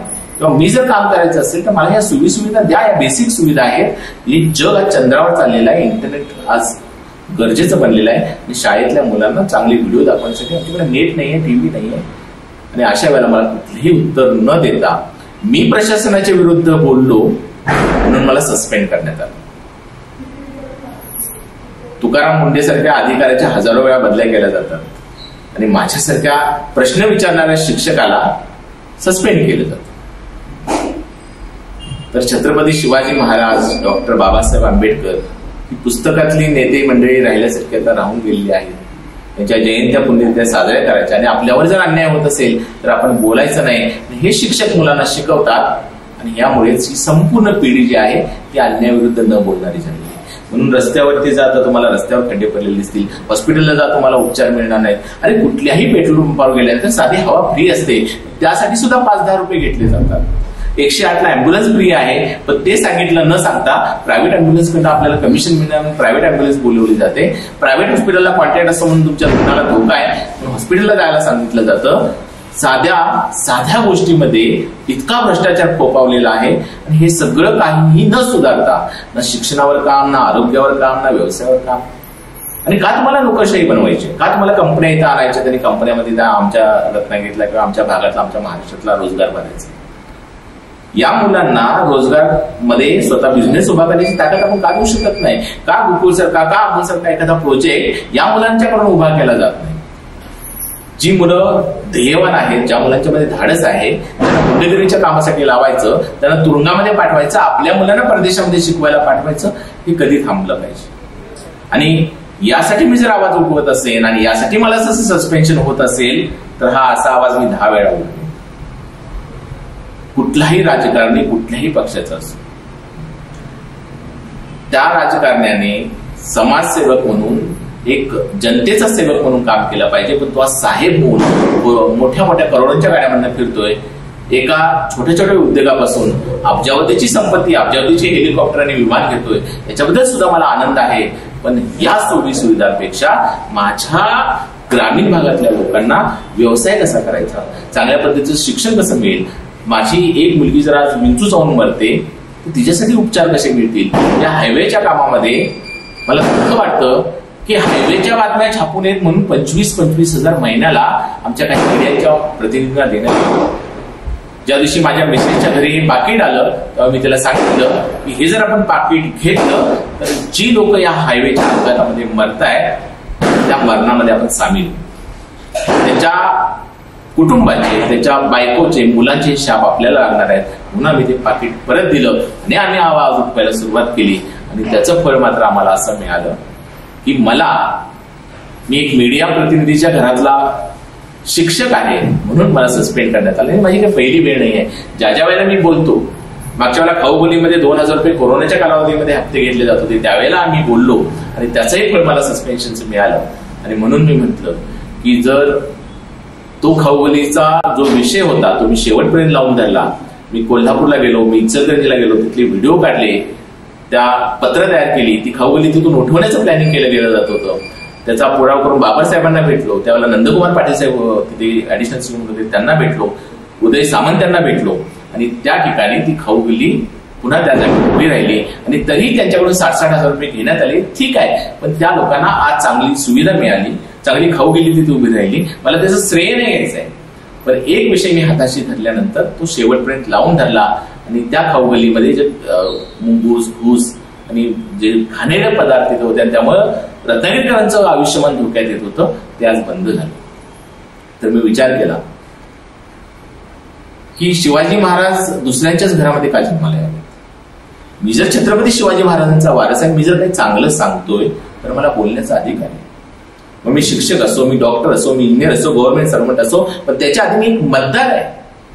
आणि मी मतदार म्हणून जिथं चुकतं तिथं बोलणं हे माझं काम आहे. म्हणूनच आजपासून हा चाणक्य तुमच्या भेटीला येणार आहे आणि जो जिथं चुकेल त्याच्यावरती या चाणक्यामार्फत, या एका शिक्षकामार्फत असूड ओढले जाणार आहेत. आणि ते चांगल्यासाठी. जर आम्ही आमच्या चुका शोधल्या नाही तर प्रगतीचा वावच राहणार नाही. जर मला कोणी माझ्या चुका दाखवत असेल तर त्या चुका सुधारण्याची मला संधी मिळते, पण त्या चुकाच मी ऐकून घ्यायला तयार नसेल तर एक सुसंस्कृत राजकारणाचं लक्षण नाहीये. एका पत्रकार परिषदेमध्ये मंत्री सांगतात की या शिक्षकावर मी कारवाई करणार आहे आणि 2 दिवसाच्या आत कारवाई होते. येणारे अधिकारी, येणारी व्यवस्था, त्याच्या आधीची व्यवस्थापन कमिटी, या व्यवस्थापन कमिटीमध्ये अभिनंदनाचे ठराव केले जातात. ज्या शाळेतल्या मुलांना इंग्रजी मराठी प्रतिज्ञा बोलता येत नाही त्या शाळेतली मुलं इंग्रजी संविधान बोलतात, त्या शाळेतली मुलं इंग्रजी परिपाठ करतात, त्या शाळेतली मुलं Word, Excel, computer, Excel master बनतात, शाळेची कागदपत्र कॉम्प्युटर बनवतात. आणि इतका चांगला दर्जा सुधारल्यानंतर त्या शिक्षकाला शिक्षा काय मिळते तर सस्पेन्शन. विचार करा, ज्या गट शिक्षणाधिकाऱ्यांनी शेरा मारला की प्रवीणिकीने या शिक्षकाचं काम चांगलं आहे म्हणून सिनियर शिक्षकाकडून चार्ज त्याच्याकडे द्यावा आणि एक आंतरराष्ट्रीय शाळा उभी करण्यासाठी त्याला मदत करावी. आणि म्हणून 2.5 लाखाचा एका कंपनीकडून उठाव करून शाळेमध्ये 2.5 लाखाचा कॉम्प्युटर आणला जातो. शाळेतल्या मुलांची प्रगती व्हायला लागते आणि कोणाच्या तरी डोळ्यात खुपायला लागतं, मत्सर निर्माण व्हायला लागतो. आणि ज्या वेळेला मी चांगल्या गोष्टी बोलायला लागतो त्यावेळेला माझ्यावर आरोप केले जातात. आणि हे आरोप त्याच वेळेला का केले जातात ज्या वेळेला मी एखाद्या प्रश्नावरती आवाज उठवायला सुरुवात करतो. दर आठवड्याला अधिकारी भेट देत असतात, दर महिन्याला व्हॅल्युएशन होत असतं, दर वर्षाला इन्स्पेक्शन होतं, त्याच्यामध्ये सगळे शेरे चांगले असतात आणि अचानक कुठले तरी आरोप केले जातात. आणि हा अन्याय केल्यानंतर तो शिक्षक गप बसतो, पर्यायाने सगळे शिक्षक गप बसतात. आताच मी सकाळी बघितलं की पोलीस लॉंग मार्च करत होते 50-100 पोलीस लॉंग मार्च करत होते, कारण एक दहशत लोकांच्या मनामध्ये राहावी मी काही चुकीचं करत असेल. तसं प्रत्येक शिक्षकाला, प्रत्येक डॉक्टरला, प्रत्येक समाजसेवकाला, प्रत्येक राजकारण्याला दाबण्याचं काम या राजकारणात पुढे सुरू आहे. आजपासून मी तुमचा आवाज आहे, मी माझा आवाज आहे, मी माझ्या अंतरात्म्याचा आवाज आहे. मला शिक्षणामध्ये प्रगती करायची आहे, आरोग्यामध्ये प्रगती करायची आहे, मुलांना नोकरीसाठी नाही तर स्वतःच्या पायावर उभं कसं राहता येईल यासाठी काम करायचं आहे. आणि नक्कीच माझ्या या उपक्रमाला तुमची साथ लाभेल. मी म्हणत नाही मी सामाजिक कार्यकर्ता आहे, मी एक शिक्षक आहे आणि मी घाडाचा शिक्षक आहे. माझी आई शिक्षिका आहे, माझे सासू सासरे शिक्षक आहेत, माझे वडील शेतकरी आहेत, माझे आजोबा स्वातंत्र्य सैनिक आहेत. आणि असा एक समृद्ध वारसा मी यापूर्वी सकाळ, पुढारी, लोकमत, महासत्ता अशा अनेक पेपर्सला पत्रकार म्हणून काम केलं आहे. त्यानंतर चाटे क्लोसिंग प्रोसेसला संस्कृत विषयाचं अध्यापन केलेलं आहे. 2,500च्या वर मी लेक्चर्स दिले आहेत. कोकणातला पहिला व्हिडिओ अल्बम माझा आहे, कोकणातला पहिला चित्रपट माझा आहे, कोकणातली पहिली न्यूज वेबसाईट माझ्या मिसेसने केलेली आहे. लेखक, दिग्दर्शक, कथाकथन अशा हजारो पैलूमध्ये आणि हजारो बिझनेस आणि एज्युकेशनल विद्यार्थी घडवल्यानंतर आज त्याच शिक्षकाला सस्पेंड केलं जातं आणि यावर एकही शिक्षक, एकही सामाजिक कार्यकर्ता, एकही पत्रकार बोलत नाही. आज जे सुपात आहेत, उद्या ते जात्यात येणार आहेत. या प्रशासनाच्या विरुद्ध, या राजकारण्यांच्या विरुद्ध तुम्ही एक शब्द बोलाल तर तुमच्यावर अशीच कारवाई होईल आणि त्यावेळेलाही सुद्धा कोणी आवाज उठवणार नाही.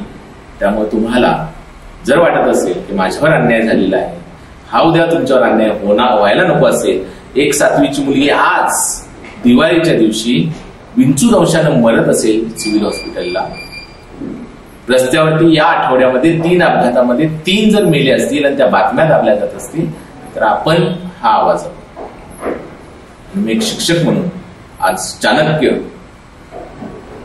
म्हणून या समाजामध्ये काही चांगल्या पॉझिटिव्ह गोष्टी घडण्यासाठी औषध हे कडू असतं, त्याचा जो उपाय होतो त्याच्यावरून जे काम होतं ते चांगलं होतं, आपला आरोग्य सुधारतं.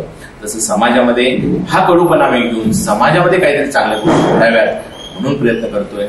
तुमची साथ सोबत अशीच राहू दे. तुम्हाला जर वाटलं की तुमच्यावर अन्याय होतोय, तुम्हाला सुद्धा आवाज उठवायची गरज आहे, तुम्हाला सुद्धा जागायची गरज आहे आणि आता इलेक्शन येत आहेत तर माझी नम्र विनंती आहे, कुठेतरी खड्डा काढून तुम्हाला पैसे दिले जातात, कुठल्या तरी टॅक्सचे पैसे सोडून तुम्हाला पैसे दिले जातात आणि तुम्हाला पैसे देण्यासाठी हे अजून चोऱ्या करतात आणि म्हणून 6 महिन्यामध्ये रस्ते खराब होतात, हॉस्पिटलमध्ये डॉक्टर्स मिळत नाहीत, खोटी खोटी उद्घाटनं केली जातात आणि काहीच हातामध्ये लागत नाही. ज्यांना गेल्या 20-25 वर्षामध्ये काहीच करता आलं नाही आणि कोणाकडून अपेक्षा ठेवावी हा सुद्धा प्रश्न पडतो. तर विनंती आहे की जर असा कोणी पैसा देत असेल तर घेऊ नका. पैसे न घेता मतदान करा. अशा व्यक्तीला मतदान करा की तुम्हाला वाटेल की त्याला आपण काम करून घेऊ शकू. ते कुणालाही करा तुमच्या आवडीच्या व्यक्तीला, पण त्याच्यावर वचक ठेवा.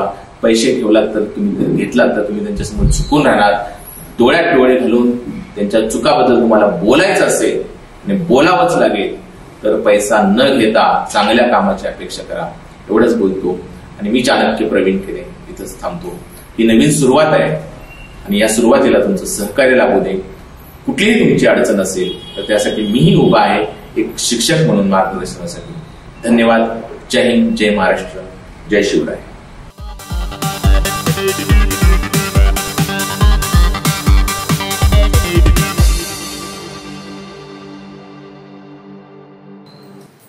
नमस्कार, मी प्रवीण केने, आपला व्यावसायिक मित्र, उद्योजक मित्र. बरीच मुलं माझ्याकडे येतात आणि सांगतात की सर त्याचा बिझनेस व्यवस्थित चाललाय, माझा का चालत नाही. परवा तर अगदी गंमतच झाली. एका मुलीने मला विचारलं, सर मी असं काय केलं की मी काळी आहे तो गोरा आहे. अरे म्हटलं त्यात काळा आणि गोरा परमेश्वराने दोघांना सेमच दिलेला आहे. किती फेरे लावली की आपण काय गोरं होणार नाही. पण ही जी तुलना करायची पद्धत आहे, तेव्हा माझा या धर्मामध्ये जन्म झाला, मी काळा आहे, मी गोरा आहे, मी लहान आहे, मी उंच आहे. अरे सचिन तेंडुलकरची उंची बघा ना.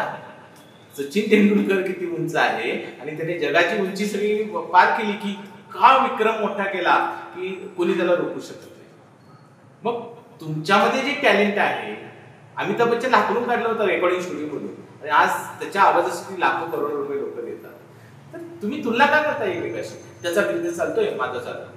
अरे त्याचं असं होतंय, त्याचं असं नाही. त्याची बायको अशी आहे, त्याचा मुलगा असा आहे, त्याच्याकडे पैसा आहे. अरे तुम्ही तुमच्या कर्तृत्वानं तुम्हाला मोठं व्हायचं आहे.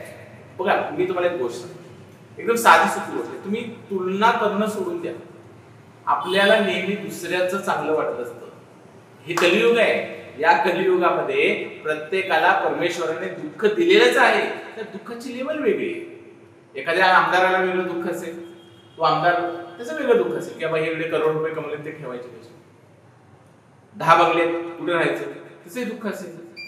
आपली बायको कुठे आहे, काय करते, कशी जाते, कुठे कोणासोबत जाते, काय पळून जाईल, काय हे दुःख असेल. एखाद्या गरीब माणसाला दुःख असेल की उद्या जेवणाचं काय करायचं.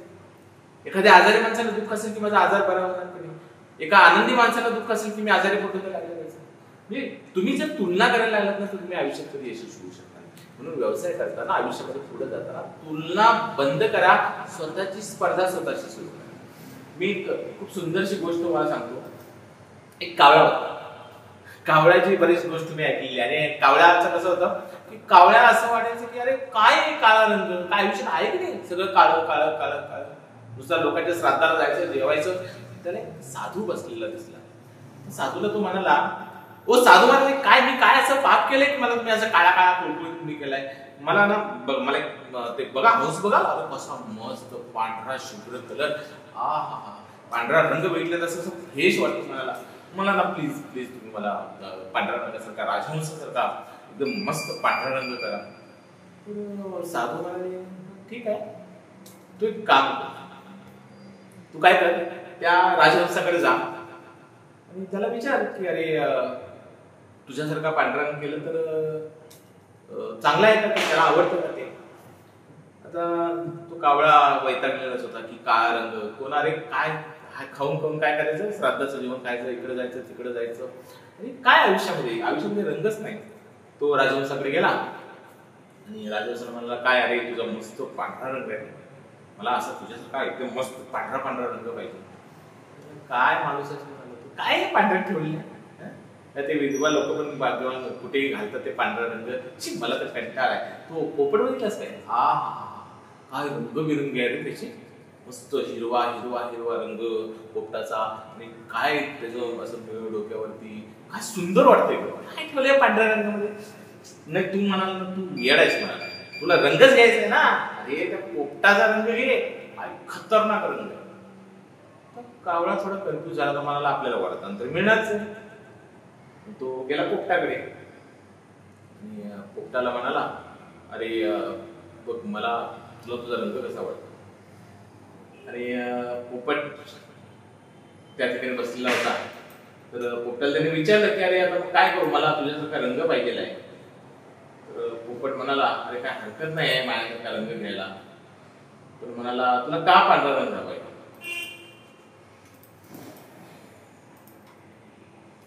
तर तुला पांढरा रंग का हवाय? तर तो म्हणाला की अरे काय रंगापासून खूप वैतागलोय. मी त्या राजहंसाकडे गेलो, तर राजहंस म्हणाला, काय माझ्यासारखा पांढरा रंग देतोस, त्या पोपटासारखा मस्तपैकी हिरवा रंग. शे म्हणाला, त्या देवानं मला काय हिरवाच रंग द्यायचा होता?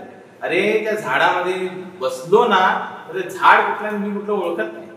काय तो रंग आहे, हिरवा काय रंग आहे? अरे काय तू सांगतोस? अरे रंग कशाचे मस्तपैकी वेगवेगळे रंग असले पाहिजे, सुंदर. तुला रंगच घ्यायचा आहे ना, घे ना मोराचा रंग. काय जबरदस्त पिसारा, असा पिसारा फुलवला मस्त, बघ इंद्रधनुष्य तुल्यासारखं वाटतं. काय या हिरव्या रंगामध्ये काय ठेवलं यार? कावळा थोडा कन्फ्युज झाला, म्हणाला, अरे रंग तर घ्यायचंच आहे. राजहंसाला पण वाटत नाही की माझा चांगला कलर आहे, पोपटाला पण वाटत नाही माझा चांगला कलर आहे. ठीक आहे, मला आता मोराला जाऊन विचारतो. तो मोराकडे गेला आणि मोराकडे गेल्यानंतर मोराला त्याने विचारलं, हा मोरा, काय तुझा पिसारा, काय सुंदर दिसतोस. आपल्याला असं ना सवय, काय तुमचा बिझनेस कसा चाललाय, माझा नाही बरोबर, जरा काय मार्केटला मंदीच आहे. तसं तो पण गेला, त्याने विचारलं, अरे काय मोरा, काय तुझं सुंदर पिसारा आहे, मला काय काय सांगू, मला वैताग आलाय अक्षरशः, मला तुझ्यासारखा मोरासारखा पिसारा मला पाहिजे आहे. तुला काय म्हणायचं? तो म्हटला, अरे बाप, तू काय वेडा झालायस ना? अरे म्हणाला, मी जर जंगलामध्ये किंवा कुठे फिरायला लागलो की शिकारी पहिला मला शोधतो पहिला, आणि मग माझी पिसं आहेत ना, ती पिसं त्यांच्या भिंतीवर लावतात, मुलांना खेळायला देतात, बाजारात विकतात. अरे माझी पिसं काढण्यासाठी ते मला ठार मारतात. जीवावर बेतलं यार, माझ्या या रंगामुळे ना जीव गेलाय माझा. काय सांगू तुला, कशासाठी पाहिजे तुला काय जीव तुझा हे झालाय? अरे म्हणाला, मग तुला काय व्हायचंय? त्याला विचारलं, तुला काय व्हायचंय मग?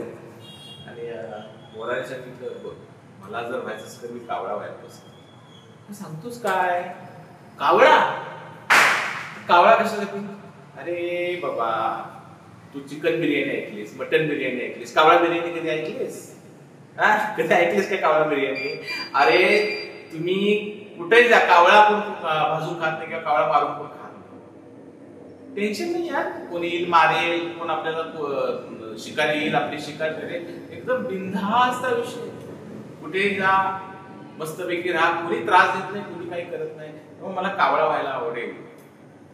तो कावळा त्या साधूकडे परत गेला आणि साधूला म्हणाला, महाराज काय सांगायचं मला, की मला खरं तर पांढरा रंग हवा होता, पण मी जे सगळ्यांच्याकडे गेलो त्यांचं आपलं काय आहे. शेवटी मोर मला म्हणाला की मी कावळा झालो असतं तर बरं झालं असतं. मला हे कळलेलं आहे, कोणाशी तुलना करून फायदा नाही. मी जिथं आहे, ज्या परिस्थितीमध्ये तिथं माझी लढाई लढायची.